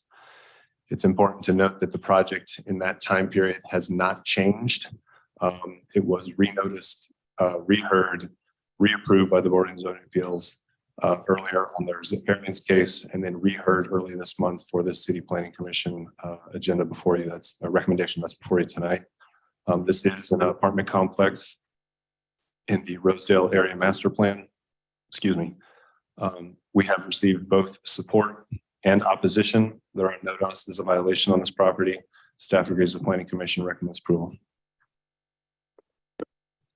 Thank you. I'll ask the applicant or representative to present their application.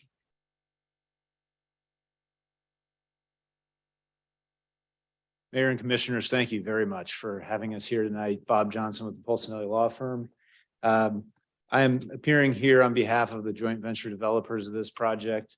Aaron Mesmer with Block Real Estate is with us, and Blair Tanner back there as well with Tanner and White Properties. Also with us is Huft, our architects, and Amy Grant from my office. The team who's worked long and hard, as you all know, for over a year to get back to this point. And at long last, we're back before you for the final decision on our land use application, and we're incredibly and extremely excited to be finally here and seeking your approval tonight to coincide with the Planning Commission recommendation. As Gunnar noted, you heard the entirety of our presentation on October 27th of last year. And you may have viewed the prior multiple Planning Commission meetings we had as well. Nothing in the project has changed since that October 27th meeting, as Gunnar noted, and all interested parties had an opportunity, including us, to be heard at that time. And so in respect of that, in respect of your time and in respect of the process, I won't go through the entirety of the presentation I did that night. I'm sure you don't want me to do that, so I won't, but I will ask that if you do have any questions, things I don't raise, new things that come to mind, please ask me. By all means, happy to discuss any aspect of the project. With that preface, the applicant stands on the recommendation of your Planning Commission and your professional staff for approval of the project. Based upon those recommendations and all of the factors in the staff report, which is quite thorough, of course, as you know, I believe that all establishes, and I will further articulate why this is unequivocally an appropriate land use for this site under the golden criteria. Indeed, the project presents an opportunity to transform a long stagnant site. Everybody knows this site has sat vacant for quite a long time, produced no economic value, and has been quite an eyesore in the community. We have the opportunity here tonight, very exciting opportunity from our perspective to transform the site and turn it into its highest and best use that will anchor two major corridors in the Rosedale area, that being Rainbow and 47th Street. And by anchoring that corner, become a gateway to the southern and eastern boundaries, western boundaries coming from the the west, and get my directions appropriate, and we'll show a map here in a second that'll better outlay it, that the city and the county can be proud of for many, many years to come, with a longstanding owner and operator that will maintain this project at its highest quality. Gunnar, next slide, please. And that end goal leads all the way back to the inception of the project. Here you can see the location I was articulating there at the northeast corner of 47th and Rainbow. You can see that's the site as it currently sits today, which is an outmoded vacant building in the front of the site and a sea of parking behind it, directly adjacent to the sister project to the south, Woodside Village North, City of Westwood to the southwest, commercial businesses to the west, a commercial business in the dentist office to the north, and then moving east along the site, the Spring Valley neighborhood. If you go to the next slide there, Gunnar. This is just some verbiage that really speaks to what I want to show on the next slide. So maybe you could just go to that, Gunnar, and I can articulate better my points about what I mean when I say that end goal leads all the way back to the inception of the project. When the developers conceived of the project initially, they began with that Rosedale master plan front and center. The master plan has a future land use plan, of course, as we all know, that identifies 3 designations for the site. One is urban mixed use. Urban mixed use calls for and enables multifamily uses of 3+ stories, which this project is. It also identifies a designation for this site of mixed use corridors, at which we are the conflux and the meeting of 2 of those mixed use corridors, the 2 major ones, in fact, in the area of the 47th Avenue corridor and the Rainbow corridor. And I quote from the master plan, those mixed use corridors are intended for higher intensity commercial and mixed use corridors on Rosedale's major arterial roadways. Thirdly, we are at a designation where you see that big red vibrating dot there. That is a community center, and that definition there is above the map, which is identified for the most intense uses. In fact, many more intensive uses than we are proposing here today. So as Gunnar pointed out in one of our prior public discussions, this project meets the definition of all 3 designations, both the mixed use corridor, urban mixed use, and the community center identified in the future land use map. So when the developer looked at the site, identifying what was appropriate for the site and the highest best use, those 3 confluences of designation in the future land use plan showed them exactly the direction they needed to go. Further, the master plan calls for achieving other macro goals. Could you go to the next slide, Gunnar, please? Thank you. This slide does a good job of illustrating those goals. First of all, the master plan calls for activation of Rainbow, bringing street front close to Rainbow, activating Rainbow with well-designed, thoughtful, intensive uses fronting Rainbow. As you can see on the left, that's Rainbow today. It's clearly not activated. It clearly contains a use that does not meet that goal. We are transforming the site into a use that meets that goal quite squarely. Secondly, the master plan calls for an emphasis upon creation of pedestrian-friendly environments and increased walkability. As you can see from this slide here, today the sidewalk along Rainbow is quite dangerous. It is flush with the street there on Rainbow without any buffering. It is not a very inviting or safe, walkable and pedestrian-oriented environment. That will change with this project. With the type of project, the ability to structure park the project, we can move the project off to the east of Rainbow and south from the current property line on 46th. We can, and I'll illustrate 46th here in a minute. By doing so, we can widen the sidewalk, we can add landscape buffering, and we can make this a much safer and more pedestrian friendly and walkable environment for not only the folks that will live at the project, but for all those in the community who would utilize Rainbow and utilize this pedestrian connectivity. Thirdly, a macro goal of the master plan speaks to development of more multifamily housing in Rosedale. The reason for that is that in 2016, when the master plan was conceived, there was about 90% single-family housing stock and about 10% other housing in Rosedale. So as a result, it was identified that multifamily housing of all types was needed to diversify that housing stock and to also create turnover in the single-family housing stock towards ownership. The goal and the theory in the master plan was development of more multifamily housing in Rosedale would allow renters in homes to move into multifamily housing, thereby increasing that ownership in single-family housing. We are here offering an opportunity to transform this site and meet that goal as well. Gunnar, if you could go to the next slide. Thank you. This slide shows all of those things, again, all of those goals, again, being met along 46. This is 46 today. It is quite constricted. There are cars that park on 46 today. There is no sidewalk, and it is simply not a walkable environment for those living in the adjacent neighborhood with regard to safety and walkability. This is a rendering of that same view looking to the west along 46, and you can see that that condition will dramatically improve and will lead to the ability for all those in the community to use a walkable environment to walk west along 46 to Rainbow and increase the safety and connectivity of the neighborhood. Next slide, please.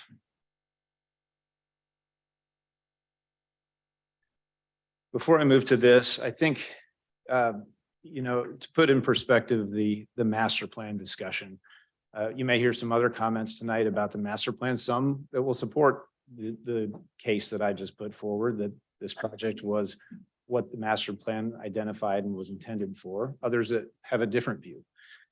Everybody has their own opinion and reasons for that opinion, but really we do have an independent arbiter, someone that you as a body have identified as the independent arbiter, the qualified and trained arbiter of designation of your code in the master plan and whether applicants are meeting the letter and intent of that document. That's your staff. I would ask that you look to your staff's conclusion that we have met the letter and the intent of the master plan for this site as articulated in prior meetings and articulated in the staff report. They have drawn that conclusion. We stand on that conclusion. They are independent. They are unemotional, if you will, about the analysis, and then they've drawn the conclusion that this project fits the master plan, both the letter and intent. And again, we stand on that conclusion. Gunnar, if you could go to the next slide. I'll just quickly now walk through some of the slides and renderings that you've seen about the project previously, just as a refresher, given that that was back in October. And with the passage of several months, want to highlight a few things about the project just to pull it back into focus. This is our site plan. 2D aerial sometimes is helpful. Sometimes it's less easy to see some of the specifics, but I think you can see on this plan some important aspects of it. First, you can see the extensive sidewalk network that we will be adding along the north and western sides of the project. Again, we're able to do that because that dark gray box there, which is completely wrapped in units, not visible from any outside angle, is our parking garage. So we're able to shrink the building down and wrap it around that parking garage, which will be accessed only from 47th Street. Our only ingress egress is from 47th Street. You can see that there. That's an existing drive that it was put in place several years ago to access the project to the south. And in fact, at the time, in working with UG staff, was always intended to be the egress access point for the project that would eventually come on this site. That's coming to fruition. And as you can see, will be the egress into our parking garage, which is internal again to our project. You can see the 8 parallel parking spots that we have designated on 46th Street. Those are not on 46th Street exactly. They are pulled off of the right of way. They're not on public right of way whatsoever. In fact, they're on our property, which is an improvement of the condition. Today, they are on the public right of way and they constrict the road and create unsafe conditions for drivers and pedestrians. So we have increased again the safety of that condition by moving the parking off the right of way and moving it entirely onto the property that will be part of this project.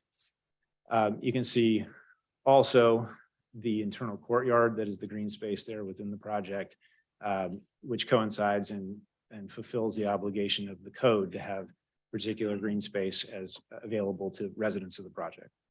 Gunnar, if you go to the next slide, please. This is the massing of the project. You can see that the density of the project is pushed and up along Rainbow, again, to activate Rainbow. That denser portion of the project is adjacent to the commercial portion across 46th only. It is not adjacent to any single family homes. And as you go east along the site, if you look, you're going towards the upper left of that rendering there, that's moving east along the site. The project drops down to 5 stories and then drops down another 2 stories in the farthest eastern portion of the building. And all along that eastern portion, the lower portion of the building, the top story is recessed so that it is not visible or quite a bit less visible from the ground level. You can see from this photograph as well the diversity of materials, the articulation of the facade, both horizontal and vertical, the inset and outset balconies, all of the extensive landscaping, multi-layered landscaping, which is enhanced above and beyond what would be required. And ultimately, the intent of the project to be architecturally interesting and aesthetically pleasing, which we believe is accomplished. And again, staff has recommended approval of the design of the project as well. Next slide, please. This is that portion along Rainbow. You can see the activation of Rainbow from our lobby area there with tall glazing, interesting architectural elements, quite a bit of landscaping, in the connectivity of the sidewalk. To the south is the building that is currently constructed, that is our sister facility, which is approximately the same height, called Woodside Village North. And so it will be in fit and in keeping with the continuity of that street front already along Rainbow to the south of our facility today. Next slide, please. Another view of that particular feature along Rainbow. This one shows an additional portion, which is the 47th Street egress between the 2 buildings, which is, as I noted, constructed today. I will say one thing that in this picture to the right there, which is the south side of this picture, is approximately where our trash enclosure will be, which interestingly is actually in Johnson County. We will not have our trash enclosure in Wyandotte County. That was something in working with the community over the past year that we moved from the northern portion of the project on 46th back tucked around where no one can see it or hear it. Next slide, please. Another view of this sidewalk along Rainbow and the extensive landscaping and pedestrian connectivity. Next slide, please.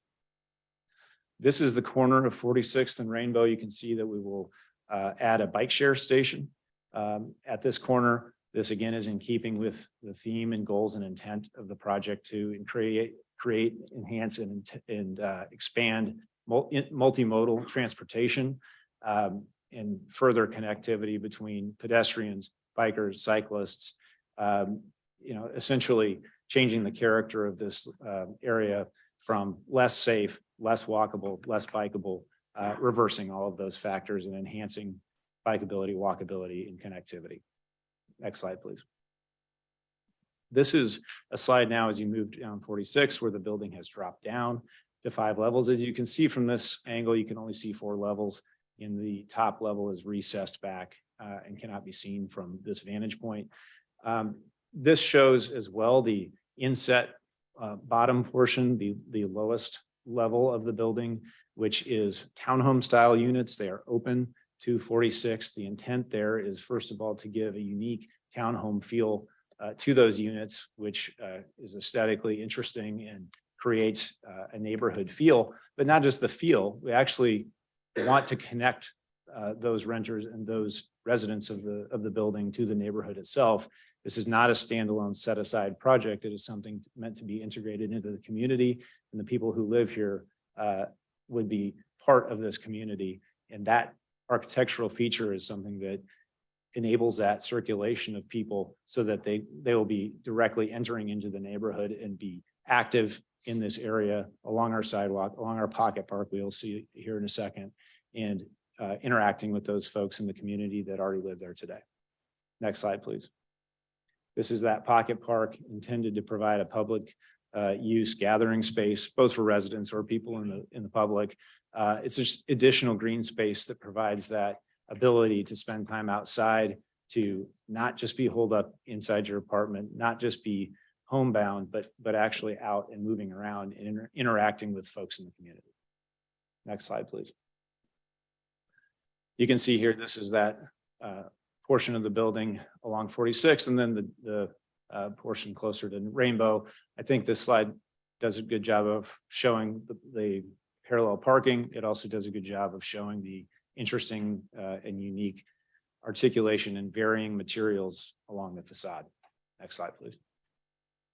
Just a closer up view of those townhome style units. Again, very unique, interesting feel and a feature that allows that building not to just be one long institutional looking facade, but something that actually has an interplay with the community. Next slide. With that, I'll turn it over to Aaron Mesmer at Block to make some comments, and then I'll come back and stand for any questions. If you do not have questions at that time, I would appreciate the opportunity to come back and address the body.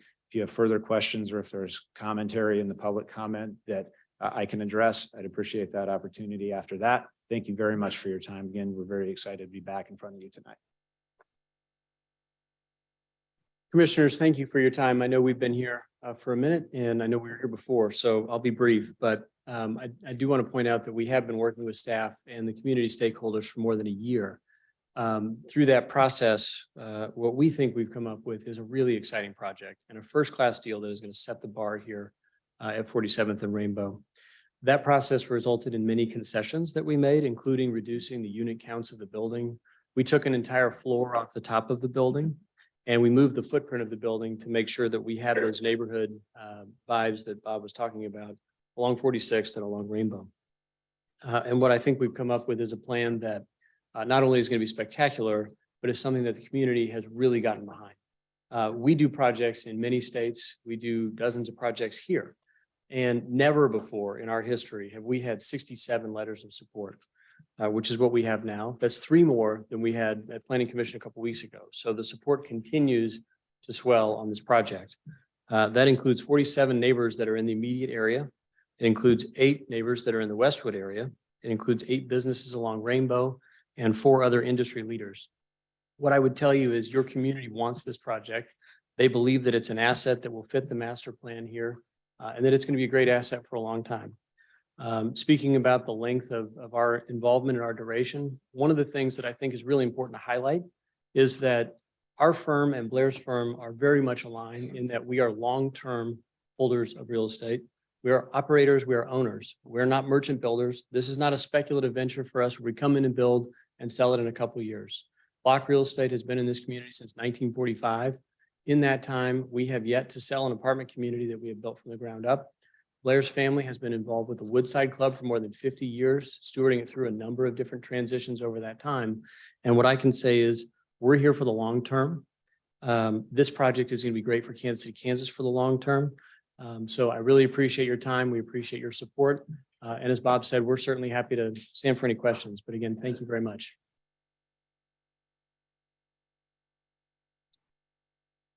Any questions for me before I sit? Thank you. Thank you. I'll now open the public hearing. Ask the clerk if any notifications were received from the public who wish to express their comments in favor of this item. No comments were received, sir. Is there anyone present in the room who would like to speak in favor of this item? If so, please approach the podium, state your name and address for the record. You will be given up to 3 minutes to state your comments, and the clerk will keep track of your time. Hi, my name is Jeanette Cox, 9908 West 116th Place, Overland Park, Kansas. I am a member of the National Apartment Association and a longtime member of the Apartment Association of Kansas City, and I'd just like to express my support for this project. I, like Aaron said, know that company well and their developments, and I think they've done a great job in planning this project and done some great due diligence to make it a benefit to the community. Thank you.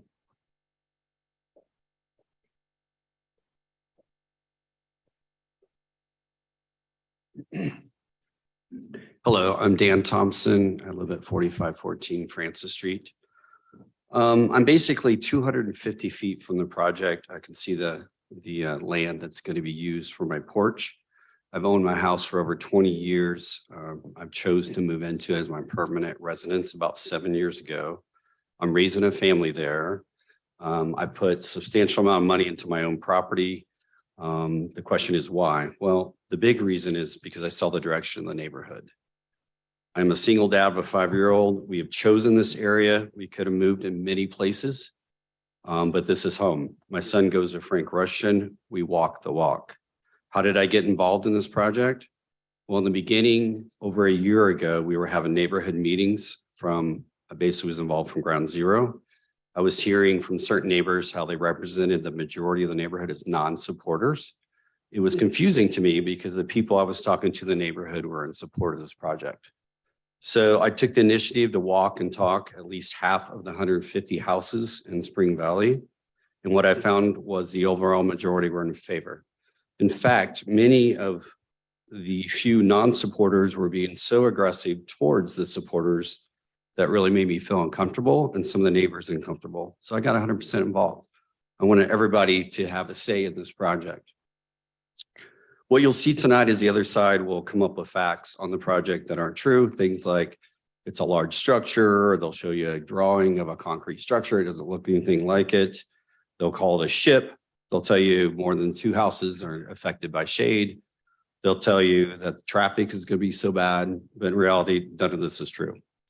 You'll also see probably some of their aggressive nature, how they come across and how they state their opinion. Well, we're here to represent the other side. I have personally gotten over 40 support letters in the neighborhood. You have 1 minute remaining, sir.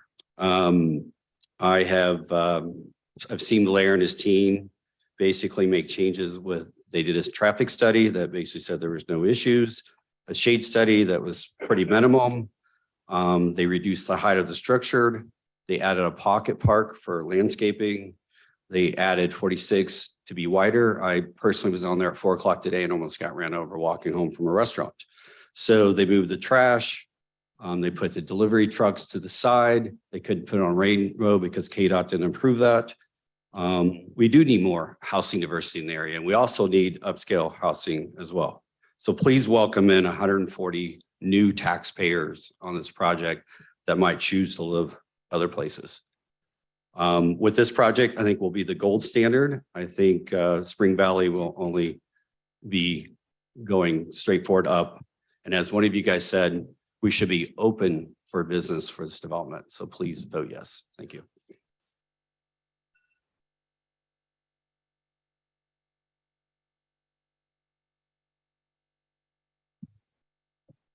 Hello, my name is Gail Bergman. I live at 4520 Francis Street. I do apologize if this sounds like an episode of Gilmore Girls. If you're not familiar, they talk really fast. I have a lot to say, so I'm going to talk really fast, and I don't like public speaking. I own my home with my boyfriend and our dog. We are 4 houses down from the development. I support this project, and I want to see my neighborhood grow and not to be artificially stunted. I put a lot of money and work into my home since I bought it in 2019. Moving from KCMO since I became a UG employee and needed to move to Wyandotte County. We added solar panels in 2021, and we have also converted our entire front yard into native plants. All of this and my home is still going to be less efficient than any new multifamily housing. This is mostly because of how the land is used. It simply is more efficient use of land to build multifamily than single family housing. And I say this as someone who owns a single family house. We don't have a lot of vacant lots in Spring Valley, our small, most southeastern corner of Wyandotte County.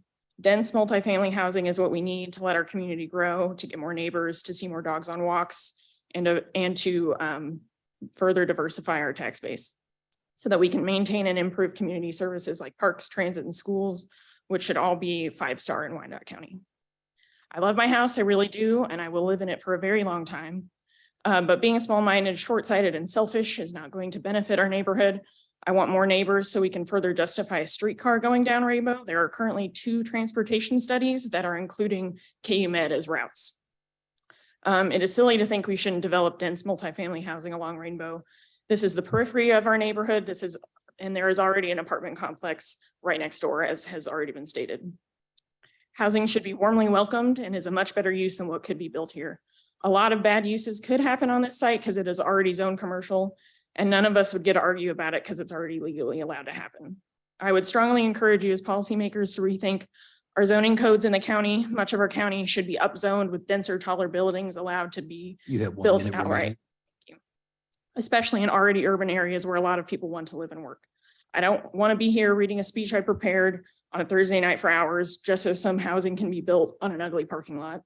Most of the area is neutral to positive about this development because most people know the truth. It actually won't affect them very much, certainly not as negatively as they think. I bike and walk a lot. I'm excited for the improvements. It's easy to see examples of tall apartments next to single family homes. That's not abnormal. That's just how cities grow. We shouldn't be afraid of renters. It's okay to rent. You don't have to own your home to be a contributing member of the county. People will choose to live here because of our close proximity to KUMed, parks, and restaurants. They are on the more expensive side, but rent is not the only expense people have when paying for their housing. I have unexpected maintenance I have to pay for, and that's not accounted monthly. There's people will pay to rent so they don't have unexpected maintenance and they don't want to be tied somewhere.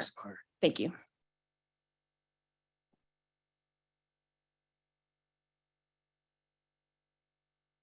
Good evening. My name is Gerald Greer. I live at 4503 Francis Street in KCK 66103. I'm here today in support of the Woodside Village Rosedale Development Project. I believe the development plan will be an inviting opportunity for people looking to move into our area.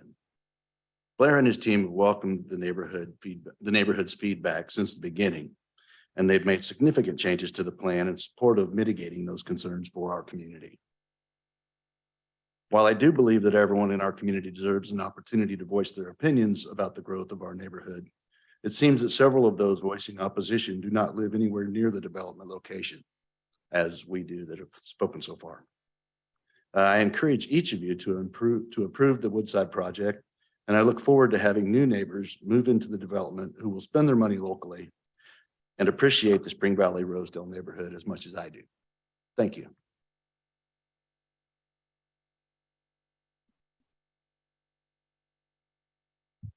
Good evening, Commission. My name is Kevin Sadler. I reside at 4509 Francis Street. I'm going to speak on behalf of my brother as well. He lives at 4507 Francis Street. We own 4523 Francis Street as well.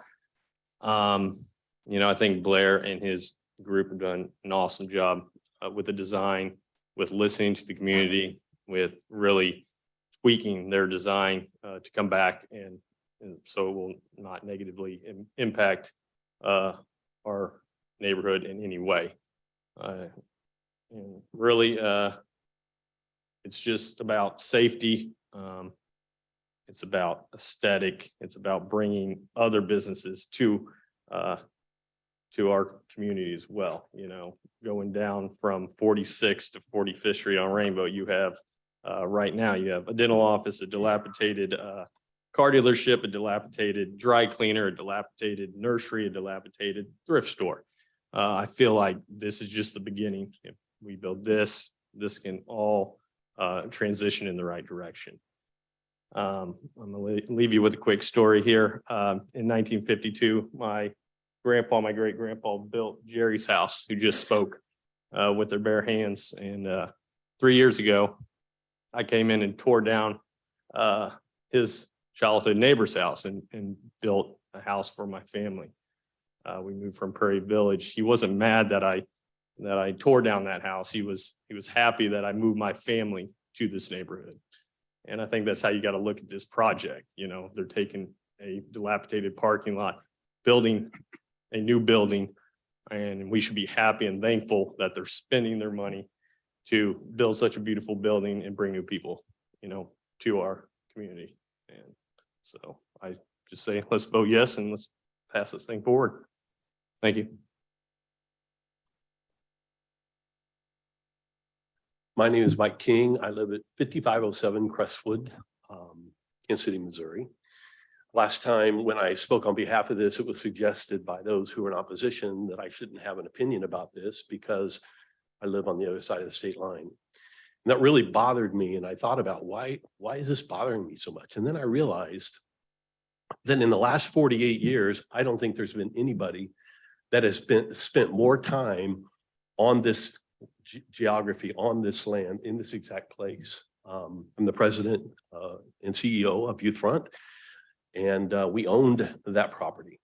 And so we wanted to continue to be in that place. And so after we sold to Blair, Tanner and Associates, we moved across the street, bought an old dilapidated building and invested in it, and now have a $2.5 million, what we think is a jewel sitting there in Wyandotte County. So I love this piece of land. And now every day I sit in my office and I look out and I see that parking lot.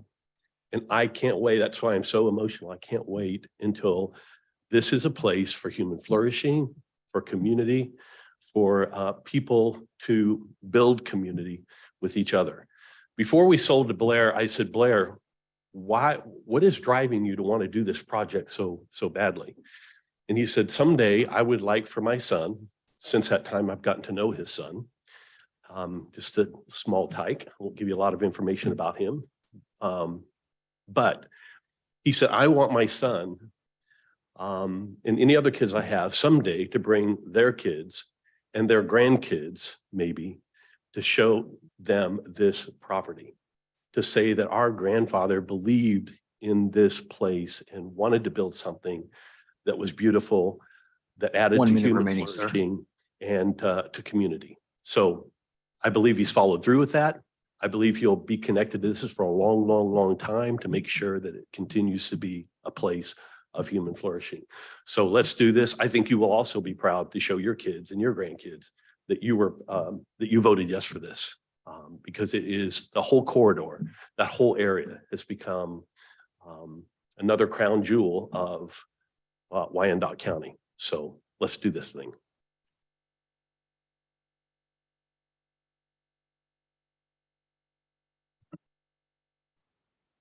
Mayor, we anyone have else? one hand online. It's Amanda B. Okay. We actually have several more popping up here. So at least with Amanda B, we'll promote her first. Thank you, Clark.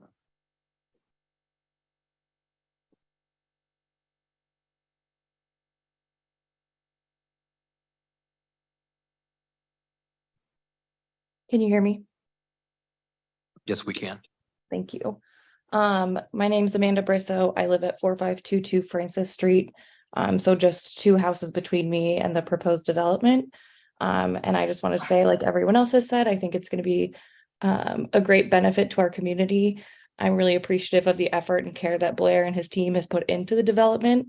And with all of the changes that they've made, I'm fully on board and support this project. And I look forward to hopefully not walking through a gross parking lot anymore. So thank you.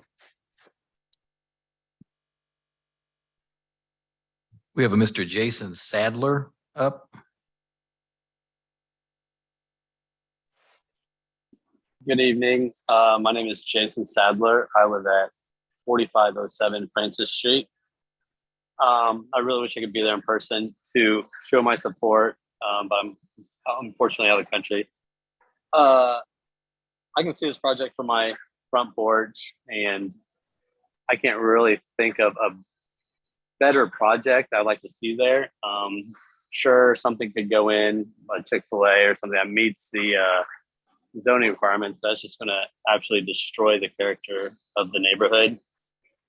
It's not like they're putting up a parking lot or an apartment complex with a fence around it. They're really building an apartment complex that's trying to engage the community and make the area more walkable, which I think is what everybody is striving for.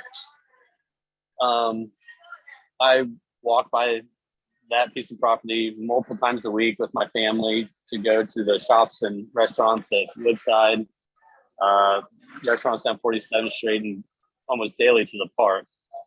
And I just can't wait to see such a beautiful project hopefully go in. So I just ask on behalf of me and my family that you vote yes.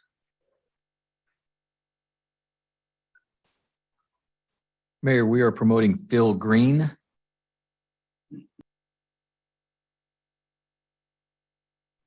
Yeah, thank you. My name is Topher Phil Green. Phil Green's my last name. I own Topher Enterprises LLC. I own the house at 4512 Rainbow Boulevard. It's just a less than just 3 houses down from this development. Actually, I've also been in this area most of my life. I spent a lot of time here. I've invested in property here because I believe in Wyandotte County. I especially believe in this corridor that goes from 47th all the way down to the river, and just the gateway that it is to Wyandotte County, and just how this is going to greatly improve this area. I also want to speak to you, though, also as a fellow planning commission member. I've been before been before bodies in Wyandotte County probably 6 times now. I actually sit where I live on the Miami County Planning Commission. So I've been in your seat, and I've been in a seat where you have developers that want to come in and do something and that's going to improve the community, but a few people don't like it. And I just know that one of our mottos is, you know, what does it do for the whole community? Does it help the whole community? And as I look at Wyandotte County, and as somebody my first house was just a few blocks from here when I got married, and when I think of your role sitting where you are, when you think about the whole community, all of Wyandotte County, the gateway, what this does for this whole area, just the responsibility you have to take in everything, like it's good for everybody. And I just want to say that, you know, having been on your side of the table and also watching how Blair and his team have operated, I don't think I've ever in my life seen a group of developers who have bent and changed and acquiesced and gone back and spent literally thousands and thousands of dollars to redesign, re-architect, to make the community happy, to fulfill the wishes of the planning and the commissioners. And I'm just telling you, these guys, I think, are pretty committed to this area and to doing this thing right. They've already proved it on the other side of the county line. I think they'll prove it here. I think that for all of Wyandotte County, this is a really good thing. I just want to say, if I were on your side of the table, I'd get this thing done. It's going to be great for Wyandotte County and for this corridor, for the people who live there, for the people who invest there, for the people who visit there. So I just want to give my full-throated support to this project. Thanks. Mayor, we are promoting Micah King.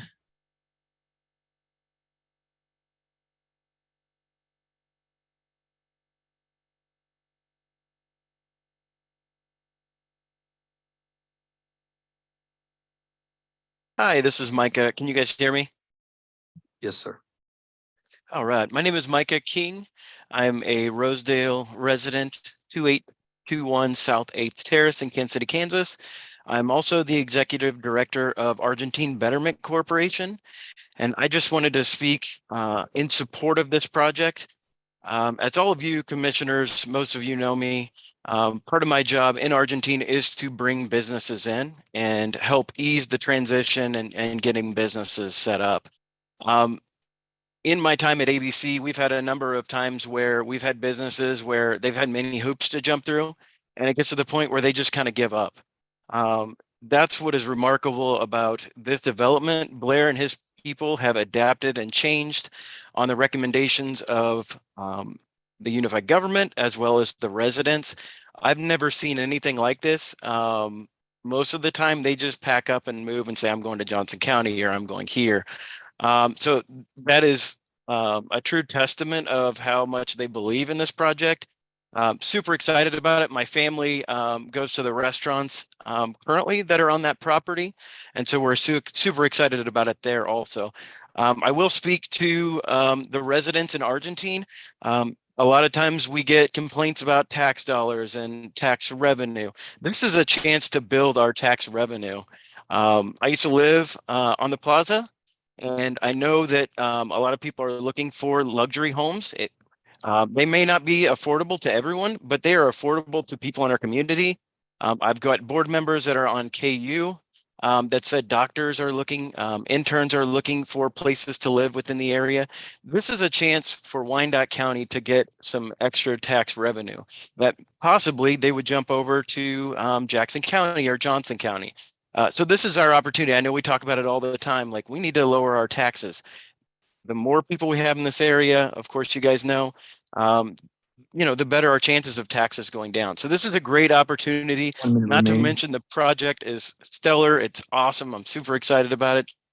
Everyone on my street that I've talked to about it, they're all in support of it.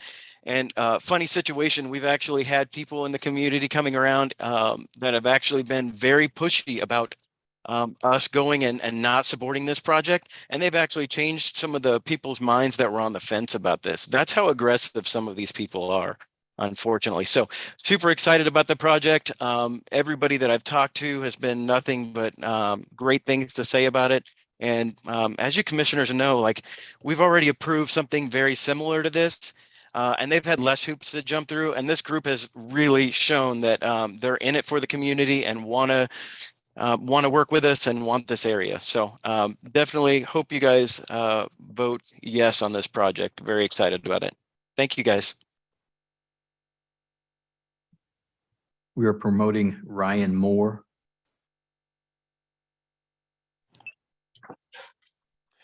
Yes, thank you. I'm Brian Moore, live at 4522 Francis Street. I can see the location about like 100 feet or 100 yards away from my my house itself. I'm 100% in favor of this happening. We've been focusing on this for the last few months or so. I know a lot of people throughout the neighborhood, almost everyone that I've spoken to, majority have said that they're in favor of this as well. From most of the comments that I've heard tonight, I agree with a lot of things that have been talked about. One of the things that I hasn't heard yet from a safety perspective, there have been some times where I've woken up at night and I've heard a lot of cars that have either been drifting or doing a lot of donuts within the parking lot. And that's been a frustrating part as well, because it just brings a lot of undesired attention to the area. And it brings the cops over, which wastes their time as well, because it's just an open space, which allows people to come by and just cause some disruption to the environment as well. So for one of those issues, I would appreciate this being built to get rid of that parking lot and allow more space for more growth and helpful for the environment, for our neighborhood. And yep, so I'm 100% in favor and I appreciate it. Thank you.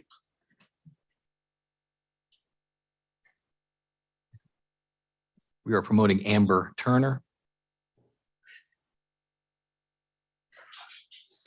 Well, one of the other things, I mean, one of the other things I was going to say is, like, obviously it helps from. Hi, can you hear me? Yes, we can. Hi, thank you. This is Amber Turner. I live at 4521 Eaton Street, and I'm calling in support of the project. I've owned my home for 9 years. It's just around the corner from the development site. And I frequently walk on 46th Avenue and Rainbow, and I will certainly appreciate the sidewalk, pocket park, and the separation from traffic. The developers have made many of the changes requested by the neighborhood while designing a viable project. And I really hope you will give it your approval. Thank you. No other hands are raised at this time, Mayor. Thank you, Clerk. Clerk, are there any notifications received from the public who wish to express their comments in opposition of the item? We received none. Is there anyone present in the room who would like to speak in opposition to this item? If so, please come to the podium, state your name and address for the record. You'll be given up to 3 minutes to state your comments.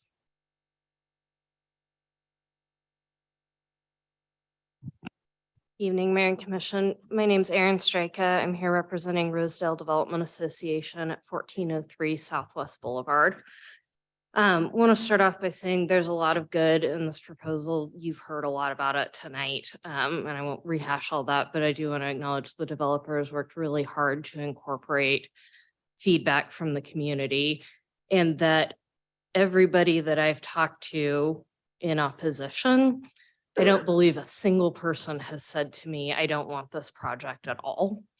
What people have said continually is, oh, there's this one thing, there's this couple of things that are holding me back. And so I want to talk about why RDA is still in opposition tonight. The overarching housing goal of the Rosedale Master Plan holds a couple of really important ideas for neighborhood development intention. The first sentence of that housing goal says to protect single-family neighborhoods with strong home ownership while increasing housing options and density with quality, well-designed apartments on major streets and corridors. So 2 really important ideas in tension: protect single-family neighborhoods, increase housing options and density on corridors. Clearly, this is a really well-designed project. Clearly, it brings density, it brings more housing options. The place where I think it falls short is on that protecting single family neighborhoods part. And the tool that the Rosedale Master Plan uses to keep both of those things in tension is height transition strategies, one of the tools, I should say. So while I think the density of this project is good, and I think the housing options, I'll talk about that in a second, is mostly good, I don't think it has yet done a good enough job transitioning from the 1 and 2 story single family homes to the 5-story and 7-story density that's being We brought. got 1 minute remaining. Thank you. A big part of that is a function of the site. As Mr. Johnson discussed, it's on Rainbow, which is a community center and a corridor and needs that very high density. And a big part of it is in a single family neighborhood adjacent to 1 and 2 story single family homes. So the thing that's holding us back is it's too sharp of a height transition still. Finally, I remain deeply concerned about the impact of the high rent cost on everybody else's rent in the neighborhood. I just had a neighbor in again today, knowing that their landlord is raising their rent at the end of their lease. There are apartments available in Rosedale, but they can't afford that. And I remain deeply concerned that this project may exacerbate this. So all that to say, I think there's a lot of good to this project. I think it's almost there, but there's just a couple of things that I would really like to see worked out before it moves forward. Thank you.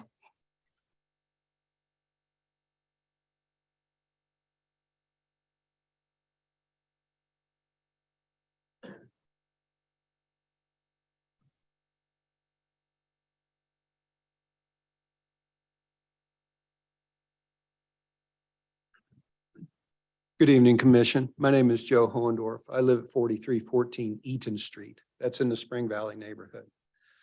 I walk through the neighborhood every day, and my walk includes 46th Street. The pictures that you were shown about the development were all pictures that displayed the development looking to the west from the edge of the development, showing a very nice strip of sidewalk that they will put in. That's great. But the rest of 46th Street, which is a thoroughfare between Rainbow and State Line, is a quiet neighborhood street that's quite narrow, as the lawyer from Pulcinelli pointed out. Any increase in that traffic is going to be a safety issue for pedestrians who use 46th Street for their walks.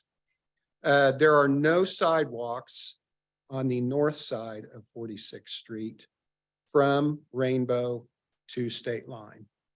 There are only 2 small sections of sidewalk in front of 2 houses, a half a block, on the south side of 46th Street. From Rainbow to State Line.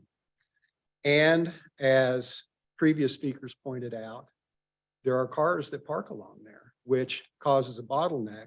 It causes the traffic to be choked into one lane.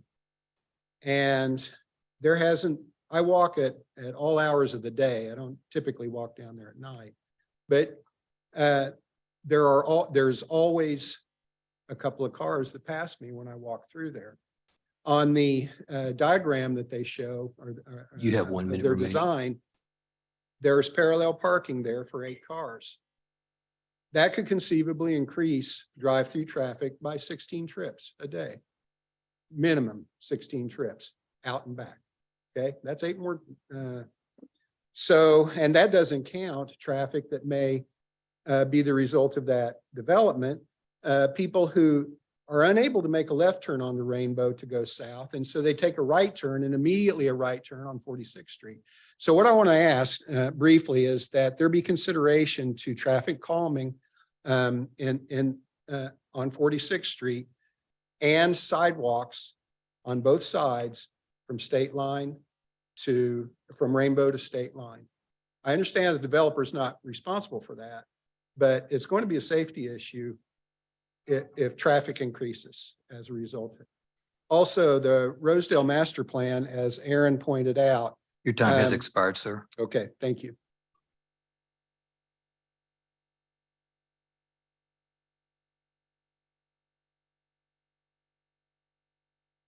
Good evening, Commissioners and Mayor.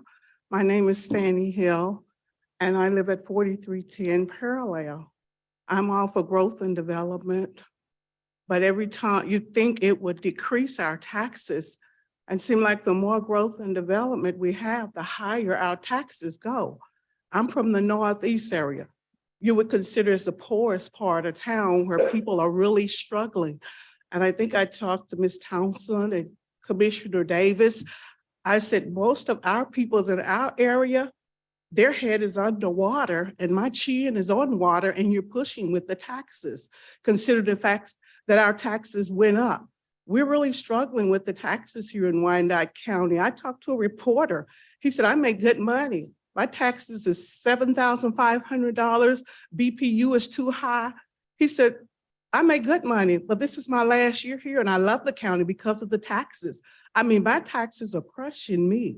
And I talked to the two commissioners about the increase. I said, we're developing and we're giving tax incentives, tax dollars, but yet you say we need them. And at the same time, you're increasing them. I'm not understanding that. And I'd love to sit down with the commissioners. I really would love to come to your office and sit with you and have you to explain this to me, how we can continue developing and get the taxes down. I mean, you know, you say developers are not paying much taxes and getting all kind of tax benefits. And I said, well, I feel like I'm paying them. They're getting tax benefits and mine goes up. And you said, I'm not paying them. So I'm asking for you all to sit down with the community and explain to us. Commissioners, thank you.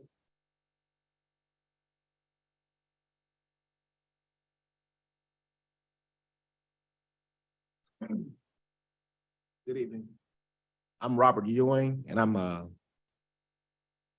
at 2617 North 45th Terrace, Kansas City, Kansas, of course. I'm here just to piggyback and just co-sign what Ms. Hill just said.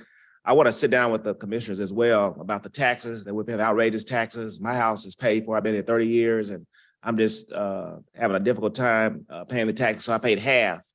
I'm also wanting to co-sign what the mayor stated earlier about the issues that he's passionate about. And I think you need to get on his side because the pilot, whatever you call the pilot, help me, the pilot with BPU, whatever it's called, that's outrageous. The tax are outrageous, and I want answers. We elected you. I voted for you. Whoever I voted for, I expect some answers. I want some reliable answers. And I'm an outspoken person. I'm not really concerned about anybody being upset about it because we want some answers and we want them now. This is ridiculous. I'm not trying to make friends and I'm not trying to make enemies, but this is ridiculous, outrageously ridiculous. How can a poor person like me, afford to pay the kind of money they're asking for where I live at? They're asking for approximately $4,000. I'm struggling paying my bill for BPU. I believe in affordable housing and I believe in the incentives that they're providing these businesses, but what do the citizens get for this? Like Ms. Hill stated earlier, I don't remember verbatim what she said earlier, but this is simply ridiculous. And we voted for you and I want the answer. I want answers and I'm just straightforward. It might sound rude and I really don't care, but I mean, I want some answers. And I'm in full support of the mayor and I wish the commissioners would do the same. So we need to get on board with the mayor. I don't know what is going on in its entirety, but what I'm hearing is not good and I'm not proud of it. So I want some support for the mayor, more support from the mayor. And I want answers as to why we're not supporting the mayor like we should. So when can I meet with the commissioners to get some answers? When? 1 minute remaining, sir. I'm sorry? You have 1 minute remaining. Is there a time where I can meet with the commissioners and get some more clarification on what's going on? It's not up to me. And it doesn't matter who's mad and who's upset. When can I meet as a citizen, a taxpayer? Can I set an appointment to meet with the commissioners? You could answer your question. You can get with our office and we can help facilitate Okay. that. Thank you.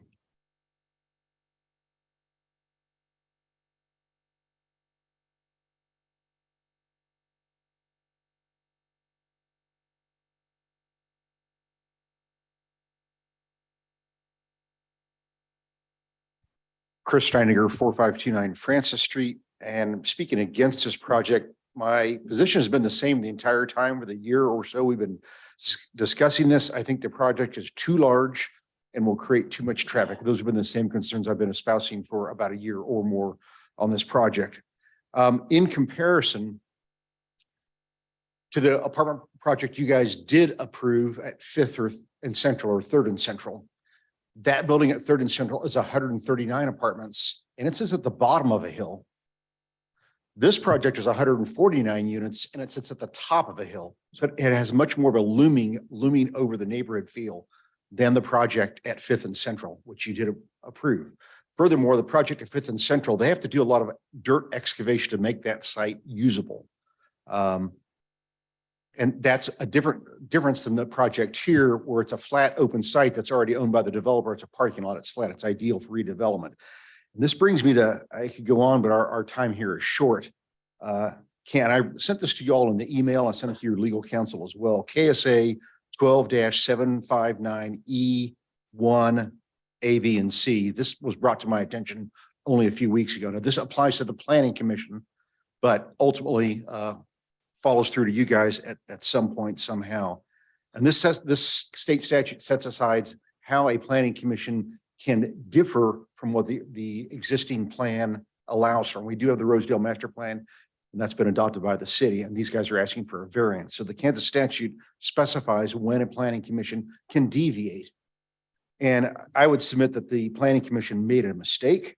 You have this, I clipped this and copied it and sent it to I think most or all commissioners did receive it. I did send it to Misty and Patrick earlier today, but it says that the variant, if they request a variance, and I can't read the whole thing, 1 minute remaining, but they have to show that the building site, there's something wrong with the building site, therefore they need a variance to be able to build the building.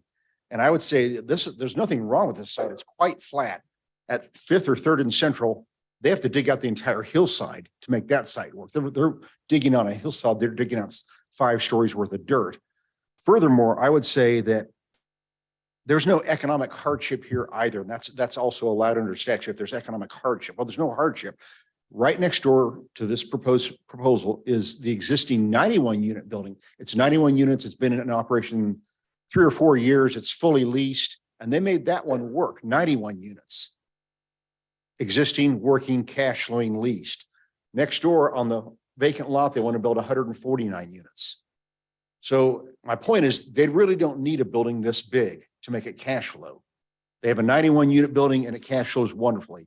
If they had a 91 unit, if they'd only proposed a 91 unit building at this site, we wouldn't be here. There would have been no opposition, and they would have broke ground a long time ago.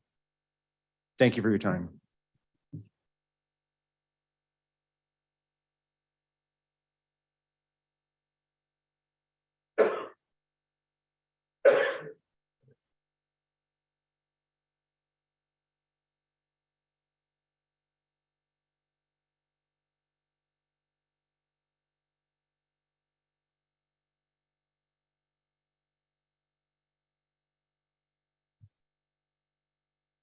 Thank you, Commissioners.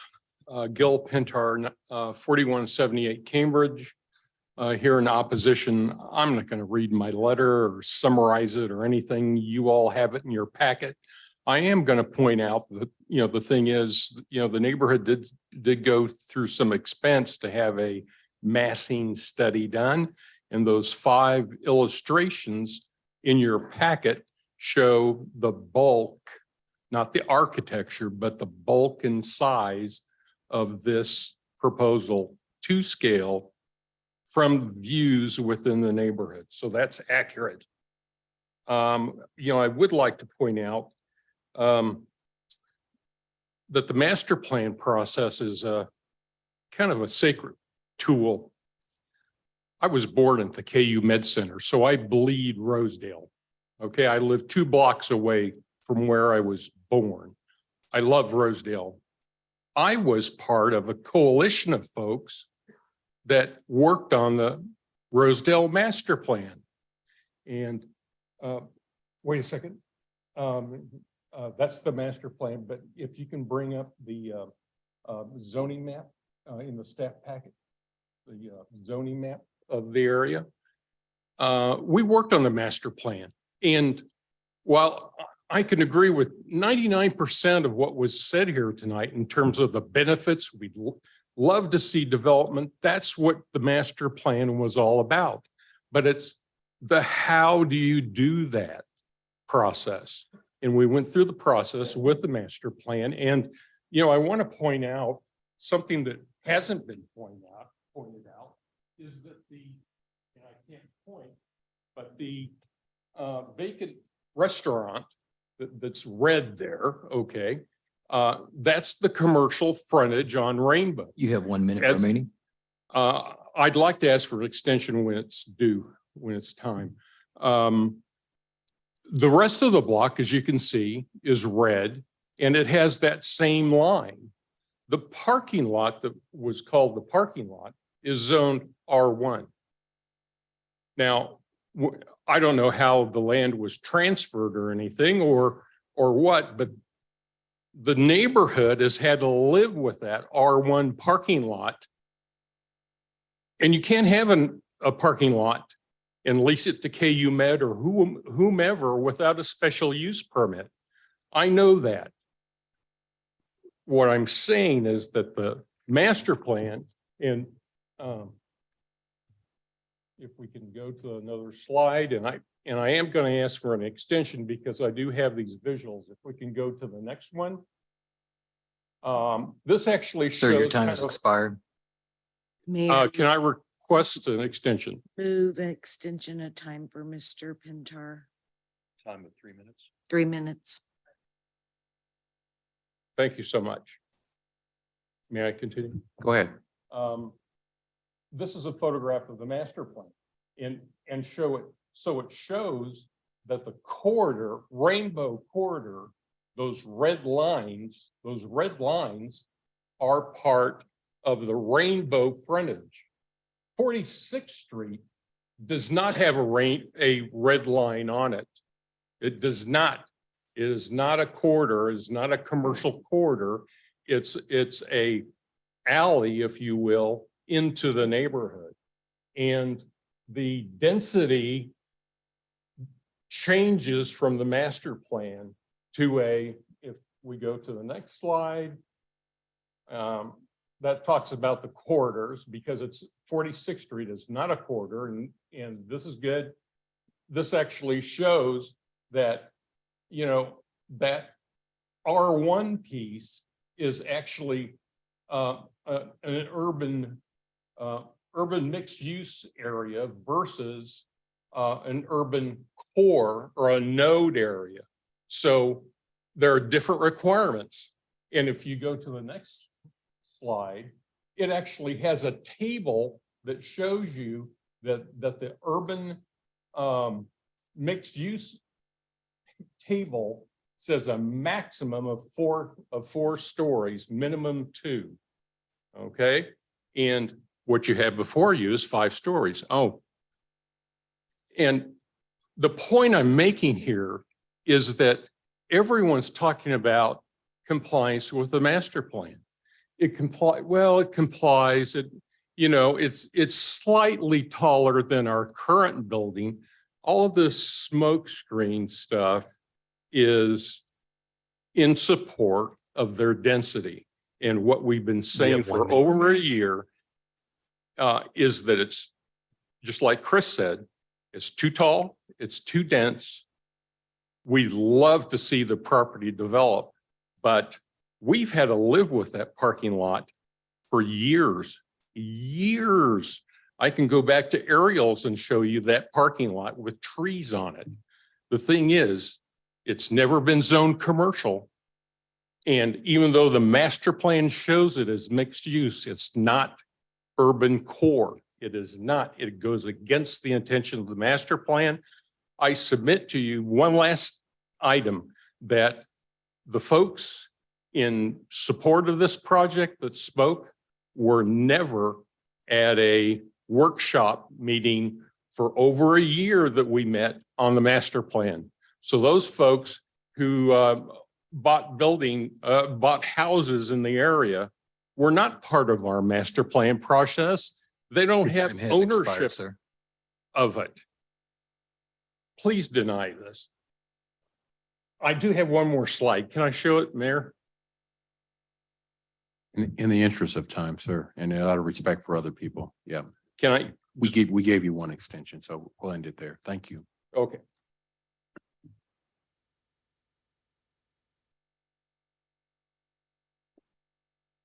Kelly White, Kansas City, Kansas. The level of engagement from community members regarding this application is admirable. It means we are paying attention to what we envision future development should be through the master planning process. I'm sure every development application will have those in support and those in opposition. What should be emphasized, though, is that those in opposition are not always old curmudgeons that are resistant to change, because that is not the case here. We all know there will be development, but what may be perceived as resistance is really that we are tasked with articulating to the developer, the voting boards, and staff our legitimate concerns in a system that we know little to nothing about, yet we are the most impacted. The approval process, as we all now know, can be complex, which is why the developer hires attorneys and other professionals to get their plans passed. Staff is educated in planning and zoning and have available to them legal counsel from the city. The neighborhood, however, has few options for resources, and time and money are the most restrictive. There is no one constructing letters for us or sitting next to us in a meeting providing guidance on what to say. We must navigate through a system where all parties are involved, are more knowledgeable. From the get-go, the community is at a disadvantage. Our experience in this process was that we, the neighborhood, not staff, were requesting modifications from the developer to improve on the impact of our neighborhood. From the parking lot access to the various studies that not only were not completed, they were never requested, yet staff still recommended approval on the very first plan. In fact, they were often an obstacle for us when we were requesting documents from them. Staff has also given the opinion this development meets the intent and spirit of the master plan when people that were truly present and involved, as Gil just said, in forming the master plan and the current master plan committee disagree. In an effort to make you believe there is an overwhelming amount of support for this, they have time and again said they have 63 letters of support, which are in your packet. But there is a discrepancy in their stated number and the actual number of people in favor of it due to the fact that several of the letters they're counting as part of their 63 were signed by the same person. The actual number of documented supporters are 41 people and 11 people signing on behalf of a business, not all of which are even nearby. Now, I'm sure you saw in your packet, there are 4 sheets that contain a total of 96 signatures of area residents that do not support this. In a last effort of community collaboration, development encouragement, and compromise, we suggest the applicant refile for a T&D T5 compliant project, as was done at 39th and Rainbow, and strongly ask the commission to deny this request for RP6 zoning to send an advocating message to the community. Thank you.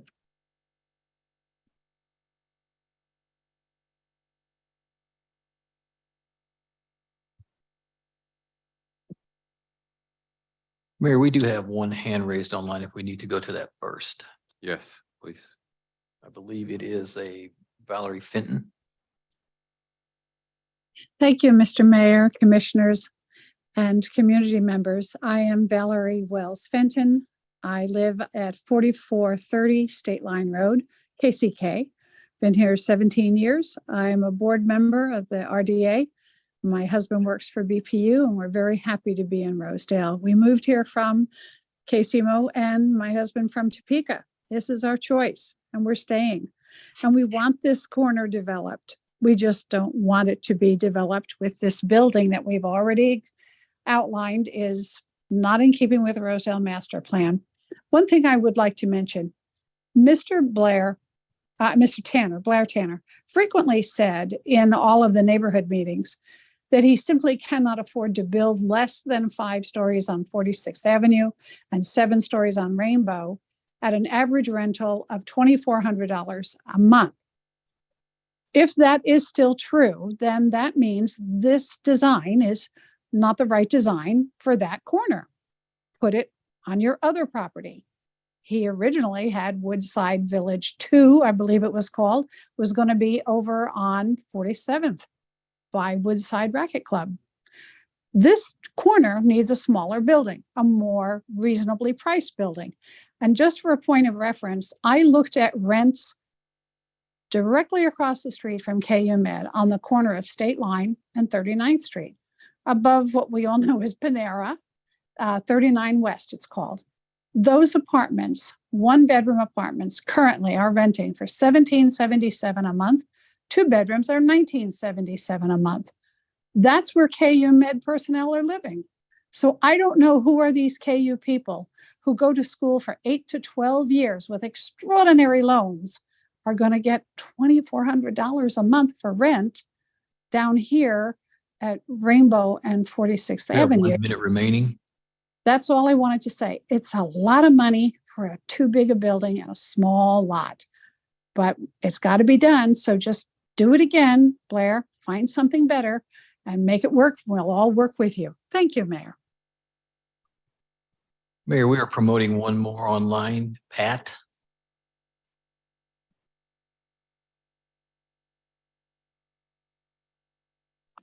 There, now can you hear me? Yes, we can. Okay, Pat Lawson, I live at 207 South Tremont. I'm here in support of those opposing. We fought the battle on Central Avenue at 505 Central, and our reasons are much the same. The size, the scale, the density, lack of coordination with the master plan. I'd just like to reiterate that. I like the picture that showed where the building was 4 stories. I thought that, to me, that looked more in scale, and it looked good. We were hoping for something like that too, but 6 or 7 stories, that's just it just doesn't look good. And I think we're going to have a big hulking thing, even though it is at the bottom of a hill. It's still going to be a very big thing. So that's it. Thank you. No other hands are raised online, sir. Thank you, clerk. I will now close the public hearing. Would the petitioner like to make some closing comments? Thank you, Mayor. Commissioners, very much appreciated. There's some legal points I just wanted to address. There was a discussion about us asking for a variance. There is not a variance in front of you tonight, so those comments are actually not on point, and the law that was referenced is not in front of you. There's no variance in front of you this evening. With regard to the master plan, the section that was shown concerning urban mixed use, that actually dealt with commercial buildings. So there is no 4-story restriction. That was an incorrect section, does not apply in the case of a residential building like this. And the discussion about the master plan stating that, or current zoning, that the portion along Rainbow is commercial and that's a pad site. I would say 2 things about that. First of all, the master plan does, as everyone here recognized tonight, both opponents and supporters, designate the site for a rezoning. It designates the site to go to urban mixed use, not stay commercial along Rainbow and R1 moving to the east. The master plan anticipated at the time it would be rezoned to a more intensive use, that urban mixed use category. Even if the master plan intent of urban mixed use was not followed, I would proffer that a pad site along Rainbow, which I think one of the supporter folks that spoke tonight stated essentially exactly what could fit on that site, which would be a small restaurant or something, a fast food type thing, would not be a better use, and that a rezoning is inevitable here if we want a better, higher and better use for this site. And again, in keeping with the master plan, all of the things I articulated earlier, which I won't reiterate, all I can say is, again, staff as the independent arbiter has decided and concluded that we are in compliance with it. I do appreciate Ms. Strika's comments about the project, the aspects she spoke to that are things that we are in agreement with. The 2 things that she spoke to, I do want to address: the height transition. I think it's important to note that there is a height transition component to the master plan, but we're not asking for a deviation to it because we don't need one. We are in compliance with the height transition guidelines within the master plan. And so no deviation, there is nothing to ask for different than the master plan is my point here. We are in compliance with that exact requirement and guideline in the master plan. So I would argue that quite technically and in agreement with staff, we comply with that letter and spirit of the master plan. Secondly, with regard to affordable housing, again, the master plan speaks to diversity of housing uses of all types and price points. Certainly having affordable housing in the community, many of which there is affordable housing in the community. We need more. Absolutely agree with that. But exclusionary zoning, restricting projects because of one person may have a different opinion about what a rent number should be. There were several numbers thrown around, none of which are really quite on point, but regardless, yes, this will be a higher rent product. But if you restrict rent, if you restrict a project because of rents that would be someone thinks is high, you restrict supply. Very, very straightforward point. If you restrict supply overall, prices go up. Supply and demand. If there is less supply and there's demand, which there certainly is, as we all know, the prices will be higher overall. And so at the affordable housing components in Rosedale will be higher priced. Adding more housing is a good thing if you have affordable housing as a goal. Gentleman spoke to the desire for sidewalks along 46. We would agree. As he stated, we don't control that. We certainly would support sidewalks all the way along 46, and us being the pioneer, the first one building a sidewalk on 46, we would think that would be a catalyst for more sidewalk to be developed along that street. We hope it happens. We've had discussions with staff about traffic calming measures. We have no problem with that. We would support that. But again, that's not in our purview. And that's something for the city to decide, and not something that would be a negative associated with our application or project. With regard to traffic on 46, I think it's been discussed ad nauseum, but 5% of the trips are distributed along 46. It's absolutely negligible. There's not a traffic impact here. That traffic study has been accepted by staff. It has been reviewed and issued a concept acceptance letter as well by KDOT. It is a fully vetted study. There is not a traffic problem on 46th. With regard to the letters, not a substantive point, but I do want to say, just because of out of respect for the folks who did speak in support tonight, there is not multiple people signing, one person signing multiple letters. That's really quite off base and quite insulting. We do have as many letters as Mr. Mesmer spoke to in your packets are legitimate, accurate letters. I don't think that's fair to those folks here. So I do want to reiterate that point. And closing on this, again, we have the opportunity to redevelop a site that is sitting there stagnant, that zone today will not produce the highest and best use for the site as identified by the master plan. This is an urban mixed use site. It needs development. It needs activation at your gateway. This is a phenomenal project, one that we're very excited about. And clearly a lot of folks are here as well. And we hope that you support us tonight and that we bring this level of investment, excitement, and special project to your community. Thank you for your time, and we'll look forward to working with you going forward. Thank you. We have questions from Commissioner Ramirez. Thank you, Mr. Mayor. Thank you, Commissioner. I'm gonna be open and honest. I'm still in the same position as I was before. I see both sides. So I'm gonna ask my colleagues to give me a moment before anyone makes any motions to ask questions, talk to developers, talk to the community, so that I can still contemplate this. If we did roll call now, I would just be sitting here because I don't know. I couldn't tell you what would make me go either way. I can't. There's no one thing that would make me sway either way. So I'm just gonna sit here for a moment, think more, because out of all of the projects we've had to vote for, this is the hardest one for me. Because it's a good project, but it's also will have an impact on the community. And I want to make sure it has a good impact. Colleagues would give me that a moment before any motions are made. Thank you. Thank you, Commissioner Stites. Stites, District 7.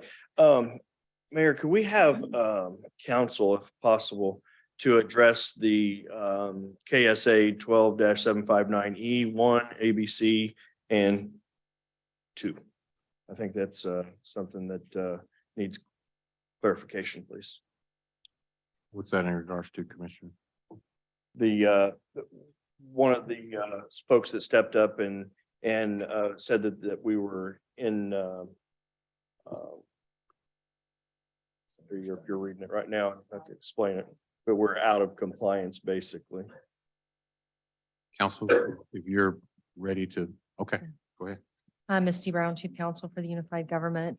Yes, I am happy to address it. Senator Steiniger was gracious enough to send an email to both Patrick Waters and myself today citing his concerns, which I do appreciate. A response from Mr. Waters was sent back noting that the statute in question pertained to the Board of Zoning Appeals and that any sort of unhappiness with the boarding with the BOZA would need to be taken up in district court, but until that happens, they are considered final. I think after hearing some of the comments tonight, I would note that yes, as variance is not in front of us tonight, this is a change of zone. But I'd also note that I think some of the questions is really about a deviation or variance from the master plan, not so much the traditional variance that we are looking at with the BOZA. So Mr. Gunnar Hand might be able to better explain changes to the master plan. Sure, this is Gunnar Hand, Director of Planning and Urban Design. Planning Commission granted a single deviation from the master plan as the arbiter of all design guidelines within this and all other master plans. It was it was related to the length of the building, which would be, which cites 200 feet. So it is obviously longer than 200 feet on the 46th Avenue axis. That essentially would require multiple buildings on the site. And again, the Planning Commission granted that deviation. Okay, thank you. Also, what tax incentives are you guys asking for on this project? I don't remember seeing any. We have not asked for tax. So you guys incentives will be paying full taxes, I understand. That is still in Property taxes. consideration, but it's certainly not in front of us tonight. We don't have an application or know what an application would be at this point. We want to get through the land use process to consider whether we would request that, but that's not ripe or in front of you this evening. Okay, and then my last question is regarding landscape. So we have projects that are brought before us and get built, and then down the road, the landscape outside. And there's a couple photos that show maybe even in the right of way that has some trees and some landscape. Who will be, if this is approved, who would be maintaining those? Thank you And for the what, question. what kind of contract do you have maintenance wise on that? Yeah. Or would you? Yeah, so first point of clarification, all that landscape is on our property. So today, the property line is right there where the curb line is. And it goes right there to the edge of the right of way. We're actually going to move that parallel parking onto our property. So there will be the pocket park that'll be kind of on the property line, but then the parking is all on our property. Yeah. Maybe even the next slide, Gunnar, I think is a little closer up. Yeah. So the property line is that dashed line, Commissioner. So all of the landscaping is on our property. So the owner and operator of the facility will do the maintenance as they do for all of their other developments. Again, you've got Block Real Estate that owns what 4,000 or so units in the community. Of course, please do. Yeah. Commissioner, if you would, you can go on our website and look at blockmultifamilygroup.com. If you look at the Royale at City Place, the Apex at City Place, 44 Washington, our landscaping is at the top end of anything that you'll see in the community. I advocate for spending less, actually. I would like to do perennials, and my boss does annuals or seasonal flowers because that's his reputation on the line. And for him, he said, if I want to be a Class B developer, I'll let you know. And so from that standpoint, I think that landscaping is absolutely our responsibility, and you'll find it to be first class. Yep. Thank you, Commissioner Townsend. Thank you, Mayor. This is a hypothetical, but it goes to some of the concerns expressed by people and how much the rents would be. What would be the plan if you move forward, you're allowed to move forward, the rents are, as you said, they are whatever they were, 1,700. Obviously, everybody has different levels that they could afford for housing. So I'm thinking the market will sort that out. We need all levels of housing. However, has the developer ever been in a situation where they started at income level A and had to reduce it because the market didn't support it? I guess the concern would be that you set the levels for income at a certain level, and then you don't get what you hoped in terms of people coming in to rent at that level. What would be the plan B for that? Thank you for your question, Commissioner. What you'll find in the market, Class A properties, brand new properties will always fill up. It's not a question of occupancy. They will always fill up. It's a question of what rate they're going to achieve and how quickly you fill up. So that's really what we see in the market. We certainly prognosticate what we believe the rents would be. We use market comparables. We look at what the other properties in the community are renting for. Typically, what you're going to see in a new property, especially one with a high amenity set and high finishes, is you're going to take what those top 2 or 3 communities are going to be, and you're going to be right in that range. You may be a bit above if you think you're a bit better. But ultimately, you're going to meet the market because, like you said, the market will sort it out. Have you ever run into a situation with any of your properties, not necessarily here in this locale, but others, where you had to adjust or adjust downward your initial rental prices? We actually adjust our rents daily. So what we have is Yardi is a property management software that most professional organizations will use. And what they do is they calibrate your rent based on the competitive set. And then they also calibrate your rent on how many units you might have coming available. So we try to, for example, prevent rollover of units in November or December. So you may put an incentive out there to do a 15-month lease that would put your expiration in April. You'll also look at units that, let's say you have one unit that's not very good in terms of its view. Maybe it's not as good. So what you don't want is that unit sitting there for 60 days while all of your other units are renting. So you may take that unit, and it may be the same floor plan. It might be the one bedroom that you have 40 of, but that particular one bedroom, maybe it faces the Johnson County side where the trash is that Bob talked about, right? And so you're going to maybe let that one go for a little bit less. And the one that looks out at the amenity space or has that walkout, we actually found that the premium for that walkout unit that goes right out on 46 is going to be there. So we actually price not only our units day to day, but we will price different premiums for different components within the community, even on the same unit plan. So it's very dynamic pricing. It's meant to meet the market and to minimize your downtime. Because really, for us, it's less about, getting that last dollar and holding out for that for a month or 2 months, and more about finding the right person to be in that unit, to be in our community, and turn that unit relatively quickly. Thank you. Yep. Madam Commissioner, I would just quickly add that there are many ways to reach affordability in a project. One of those is diversity of unit types. This proposal includes studio 1, 2, and 3 bedroom. The other way to do it would be something that staff would recommend moving forward. It was noted earlier that this does not include a development agreement, as we've recommended on other projects. If a development agreement were to move forward, that would be another mechanism for this board to ask for a goal in the master plan, which is a mixed income community. Thank you, Commissioner. Commissioner King. Thank you, Mayor. You guys had multiple meetings with both sides, correct? Yes, And how tall were you gonna make it? it was going to be 6 floors over on that. Well, it actually started at the 7th floor portion, extended about halfway down the east side. We first pushed that over where it was only adjacent to the dentist's office, not adjacent to any single family. Then that left a 6-story portion in our second iteration, in our second community meeting. We had 3 full open community meetings. The second one we presented was 6 stories along that portion across from the single family. When the further dialogue happened, we pulled back again and dropped it another story. So it went from and pulled it back, farther. So that top story is recessed, but so it's a multi-step answer there, but it was 7 stories across from some single family and 6. It was 7 and 6 across from single family. We dropped it to 6 only, then we dropped it to 5. And that's the current iteration. Right, so you had at least 3 community meetings where you adjusted to what they Yes, asked you sir. to adjust to. Correct. Okay, and is it 46th Street, the one that they're talking about? That's right. I just recently had some speed bumps put out on Independence Boulevard. There's no reason why we couldn't put some of them out there, and they're not that expensive and they work quite well.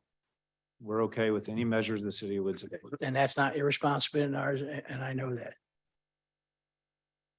I move for approval. Markley, second. Thank you, Commissioner. Commissioner Bynum. Thanks, Mayor. have been experiencing a little bit of difficulty with the master plan part of this conversation, and I want you to know I really like the project. The trouble I'm having is the varying notions of compliance with the master plan or suggestions that it does not. And it looks like number 7 in the staff report is maybe where I'm getting stuck, in addition to just the notion that, for example, I have a great deal of respect for Rosedale Development Association and received a letter signed by them and some other community leaders that I really respect and admire. And so it gave me, some pause to just be looking at this again. But number 7 appears to be maybe where I'm struggling, because it says conforms to Rosedale Master Plan, which is urban mixed use, which allows townhomes, small apartment buildings of 1 to 3 stories, multifamily apartments taller than 3 stories, etc. But then it says you seek a deviation in the Rosedale Master Plan, urban residential multifamily design guidelines. So the deviation, Mr. Hand, is in the design guideline section.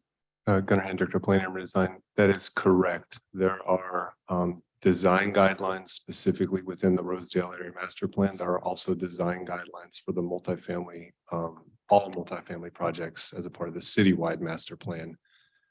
The deviation requested by the applicant of the Planning Commission, as I noted earlier, was just for the 200 feet length. That is the only deviation they required. And that was granted by the City Planning Commission. And so, Gunnar, you would say, as I think your staff report says, that it's in conformance. That is correct. Complies with the Rosedale Master Plan. Yes. I'm just going to make a quick comment.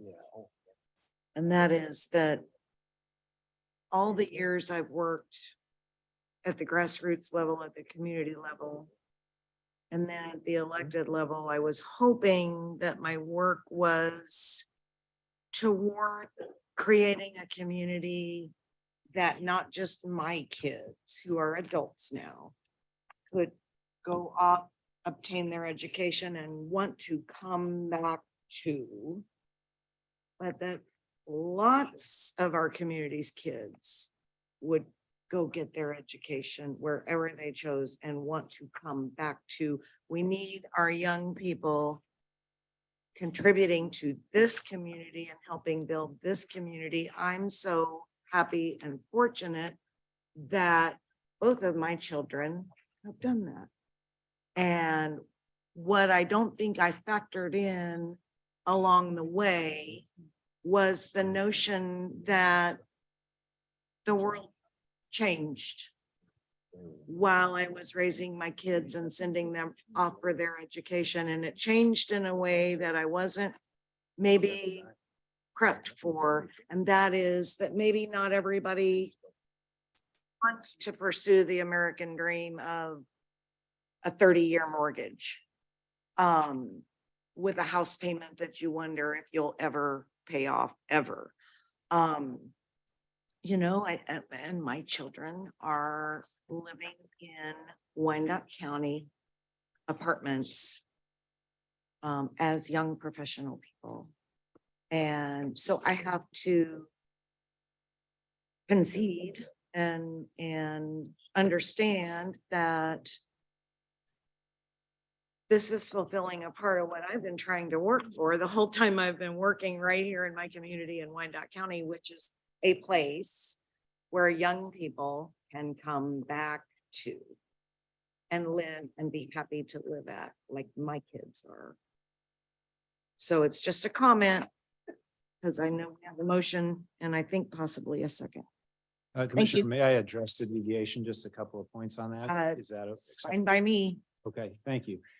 First of all, absolutely, that is exactly what we're trying to do here. Create an exciting place that really so far, as of yet, is not existing in Wyandotte County. This would be something new and exciting. But Gunnar, can you put back up one of the renderings along 46, that street level? While I'm talking, I'll start talking just to get quickly moving here. There we go. So the deviations, if you keep going just to one, that same one, just without the other picture in it would be great. That's fine right there. You can see the features of the building, and Gunnar's talked about this in prior meetings, but I think it's worth reiterating with regard to the deviation.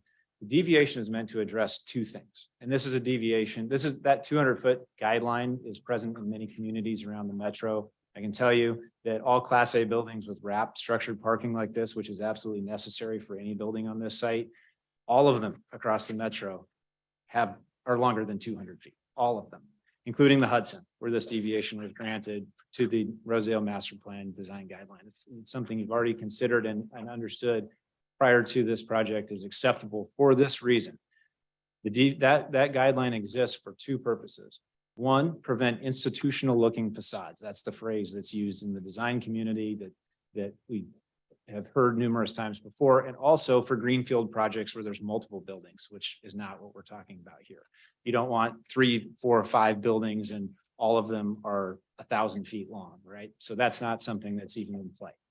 This building exceeds 200 feet, but the way that you address being longer than 200 feet to avoid that institutional looking facade is to have articulation of your building, insets, outsets, different materials. You can see that here, different coloration schemes, different balcony inset outsets, the townhome style units in the base. Frankly, you could stand at any different vantage point and the building will look different wherever you're looking at it. Because of that, and I don't want to put words in Gunnar's mouth, but it's already been said, and it's in the staff report. That is why staff has concluded that we're in compliance with the master plan. So I appreciate you raising that and giving me the opportunity to speak to it. I didn't articulate that well this time. I did at the last meeting, so I didn't want to keep beating the same drums, but I appreciate you bringing that back up and giving me the opportunity to address it again. Thank you. Thank you, Commissioner Davis. Thank you. And I would be quick. I know RDA is here. Aaron, if you don't mind, I do have a question for you. If you'd like to come up. I agree with Commissioner Bynum as somebody who professionally works with neighborhoods, both sides and throughout the KC metro area. I think it's hard. So I'm reading you all's letter that you sent us, heard your words, and then we just had that great conversation about the changes. Can you just explain to me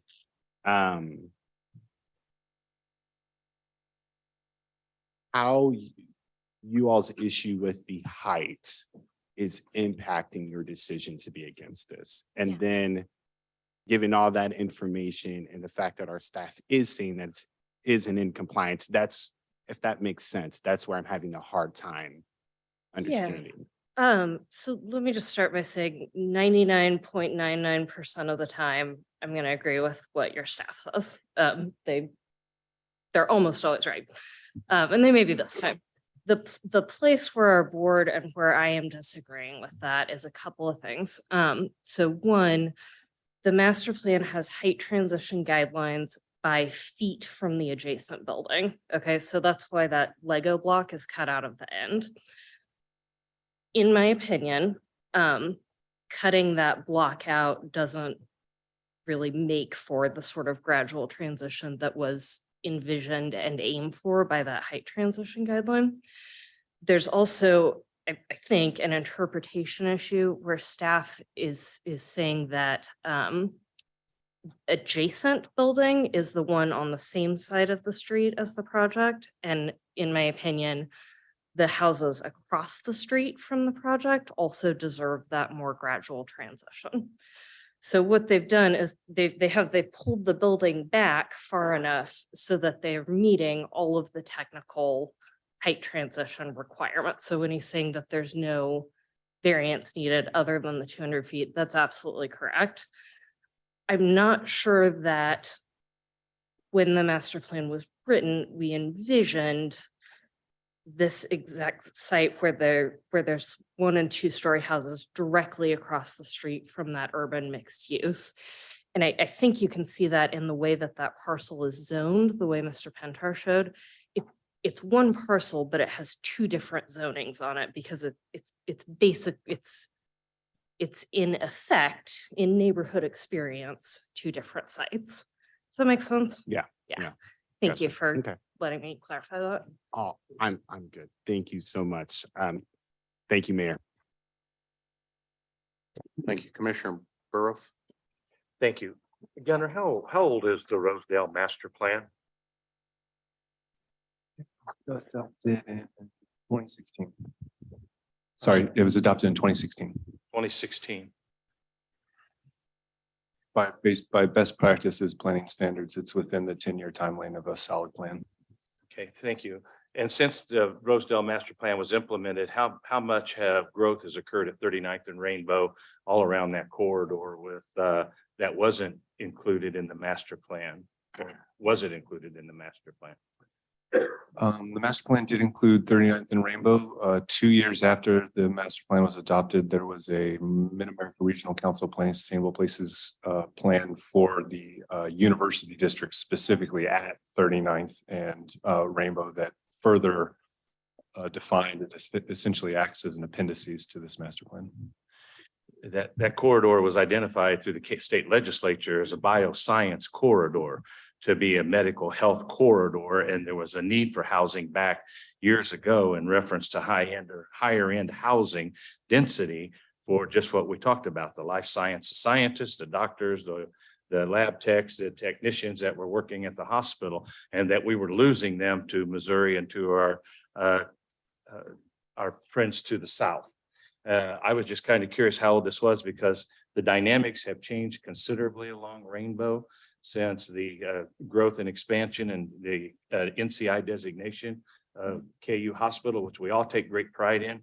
And I think there's a need for density along that corridor. I would really hope that through all this discussion, and I want to commend those that have given this time and energy. This is an issue that I like to see the community come together and work, and the partners that brought this forward have worked hard with the community. And I know that no matter where we go, you're going to have support and you're going to have opposition on these projects. But I just want to say thank you for your stick-to-itiveness, allowing the community an opportunity to have input. I want to thank those that are here expressing your opposition and your commitment to the community. But this will not kill our community. It is mixed use. You're now going to get a higher end rent. What is the rent on the present building next to the one you're wanting to build?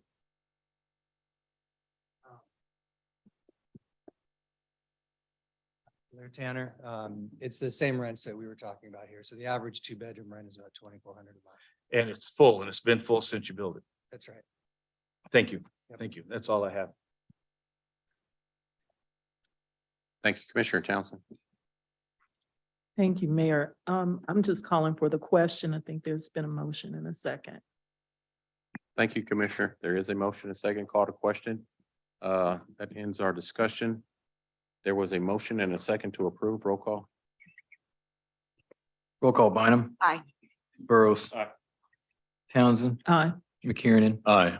Ramirez. Mr. Mayor, if after the vote, you allow me to explain my vote very quickly. Yes, sir. Aye. Johnson. Aye. Kane. Markley. Aye. Stites. Davis. Aye. Vote is 10-0. That motion carries. Thank you. That takes us to our next item. Mr. Mayor. Oh, I'm sorry. Oh. Go ahead, Commissioner. I apologize. No problem. Thank you, Mr. Mayor.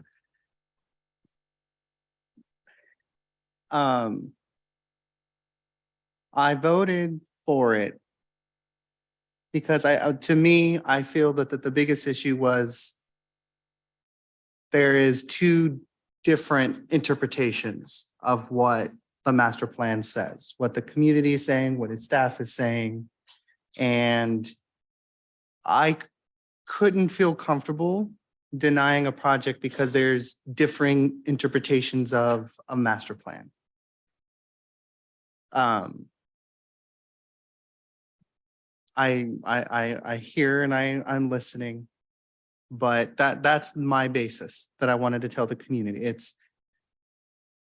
I couldn't just decide whose interpretation was more true and whose was not.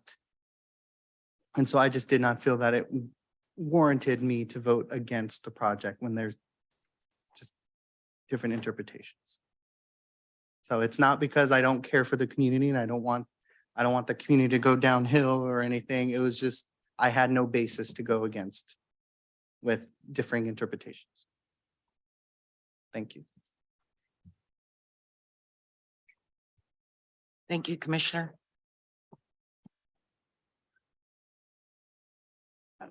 Clerk Deichler, the next item, I think, is that we are moving to the set aside item.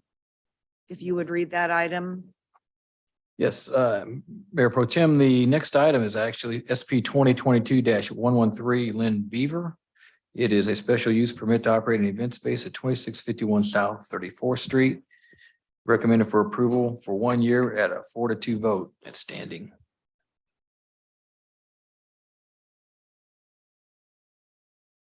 Thank you. And as previously stated, we did receive a valid protest petition on the item that represented 34.76 of landowners. So I'll ask legal to provide the commission's options in light of the valid protest petition.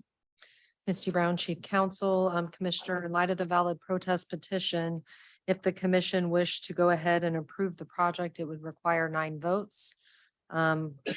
Do not believe this one has been sent back, so that is also an option that could occur. Mr. Hand, please correct me if I am wrong. That's correct. Okay. Thank you. I'll ask staff to make opening remarks. Thank you, Madam Pro Tem, Mayor Pro Tem. Again, this is a special use permit for an event space on an existing farmstead. This is in the citywide master plan, right there, kind of where Turner meets Rosedale meets Shawnee Heights. I think it's probably best described as Shawnee Heights. Staff received no letters in support. There was opposition at the City Planning Commission, which is represented in the protest petition as well.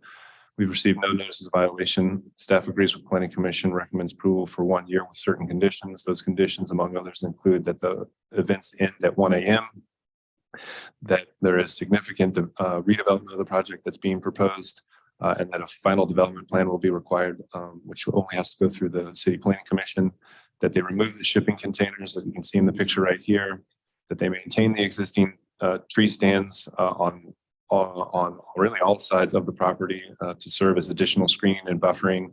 The City Planning Commission also added an additional condition of approval as it relates to the use of fireworks in compliance with ordinances of the unified government. Thank you. I'll ask the applicant to present your application. Please Tom tell us Steibel. your name and address for the. Tom Steibel, I office at 509 Armstrong in Kansas City, Kansas. I'm here in Bill Hutton's as a substitute for Bill Hutton tonight, who had to be out of town. And what we wanted to do is ask you to move this matter to March 2nd. At the Planning Commission meeting, there was a bunch of consideration about noise and issues of sound and bothering the neighbors. And what our client has agreed to do is hire a architectural and engineering firm to do a sound study so that we could make a determination and provide you some objective information about what the real issues there would be if this moved forward. We did contact Mr. Monington and Mr. Harmon, who were the two representatives who spoke most at the neighborhood meeting, and told them that this was our intention tonight. I know that they're here, but we did tell them that that was our intention and that was what we would ask. So we would appreciate it if you would agree to move this over for a month to the next meeting on March 2nd. The architectural firm has been solicited. They have indicated that they could complete the study in the month of February, and this information would be available to us all at that time. Thank you, sir. Chief Counsel, is that a motion that can be made to table for the duration until the next Misty planning Brown. and zoning? What would be the next planning and zoning March 2nd. full commission meeting? Would be March 2nd? That's correct. So I'm asking legal counsel if that is that is acceptable as a motion to table. Yes, Commissioner, it would be acceptable to consider tabling the item. And then to the extent that a public hearing would be opened up, it would be simply based on whether or not the item should be tabled Okay, to the next meeting. thank you so much. Commissioner Burrows? Thank you, Madam Pro Tem. I would make that motion that we table this until 3/2 and allow the proprietor an opportunity to come back with additional information. Hopefully they can find an answer to this resolution. Davis, That's my second. motion. All right, well, there's a motion and a second. Is there, Madam Pro Tem, a question. Should this be a holdover or a table? that's the question I was asking. Misty Brown should counsel, I think it's just a matter of semantics. So you can hold it over to the next meeting or you can table it, which essentially does the same thing. I would say, though, we still need to open the public hearing simply for the purpose of if there's any opposition before or against holding it over or tabling it to the next meeting. Okay. So we do have a motion and a second to hold it. However, you believe we should go ahead and open the public hearing. All right. With the limited purpose of what? Discussing whether or not there's proponents for tabling it or holding it over or opponents to it. So the discussion should be limited to I'm against or I'm for holding over this item. All right. Excellent. I'll start with the clerk then. Is there anyone online that wants to? Madam Pro Tem, we're seeing none. Thank you very much. Anyone present that wants to speak in favor of holding it over? Madam Pro Tem, we do have, well, the hand just went away, so Okay. thank no you. longer. All right. Anyone virtual that appears to want to speak against holding over the item? We do have the same hand backup, so we do not know if it's for or against, but we will promote them. Okay, thank you.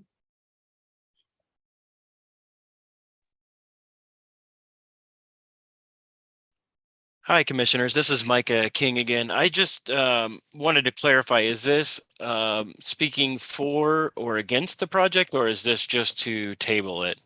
I just Sir, wanted a it's to clarification. speak for or against tabling it or holding it over only. Okay, got it. Thank you. Then I am good to go right now. Thank you, All guys. right. Thank you so much. Anyone present who wants to speak against holding over the item? You can state your name and address for the record, please. Fred Harmon, 3303 Forest Avenue.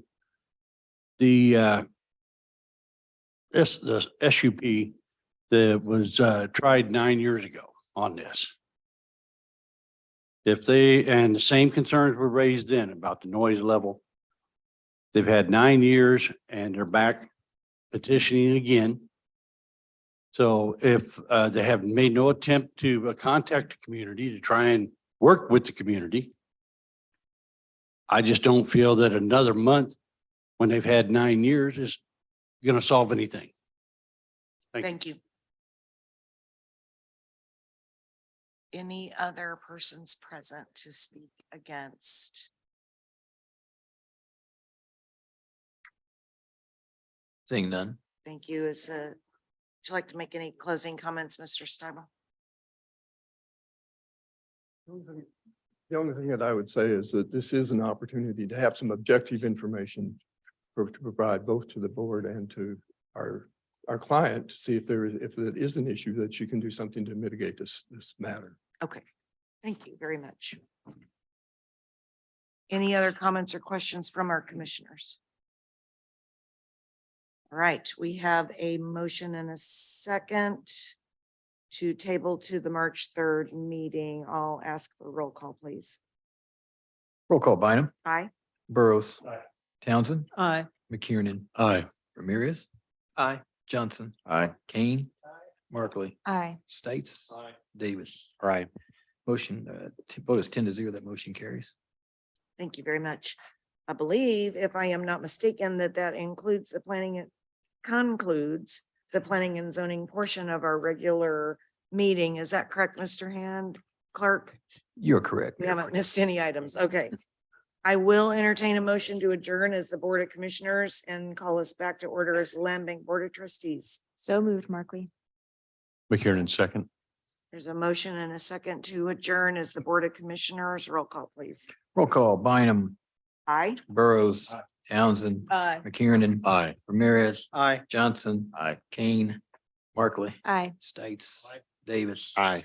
Vote is 10-0. That motion carries. Thank you. We're now acting in our capacity as the Land Bank Board of Trustees. Does any member of the commission or the county administrator wish to set aside any item on our land bank consent agenda? David's move to approve. McKiernan, second. I have a motion and a second. Any discussion? Roll call, please, on the motion. Roll call. Bynum, Aye. Burrows. Aye. Townsend, Aye. McKiernan, Aye. Ramirez, Aye. Johnson, Aye. Kane. Markley, Aye. States, Davis. Aye. Vote is 10-0. That motion carries. Thank you very much. That concludes our Land Bank Board of Trustees meeting, and with no other business, I would entertain a motion to adjourn. Move to adjourn, Davis. Second, Ramirez. Motion and a second. Roll call, please. Bynum, Aye. Burrows, Townsend, Aye. McKiernan, Aye. Ramirez, Aye. Johnson, Aye. Kane, Markley, Aye. States, Davis. Aye. 10-0. That motion carries. Thank you all. Thank you, staff. We're adjourned.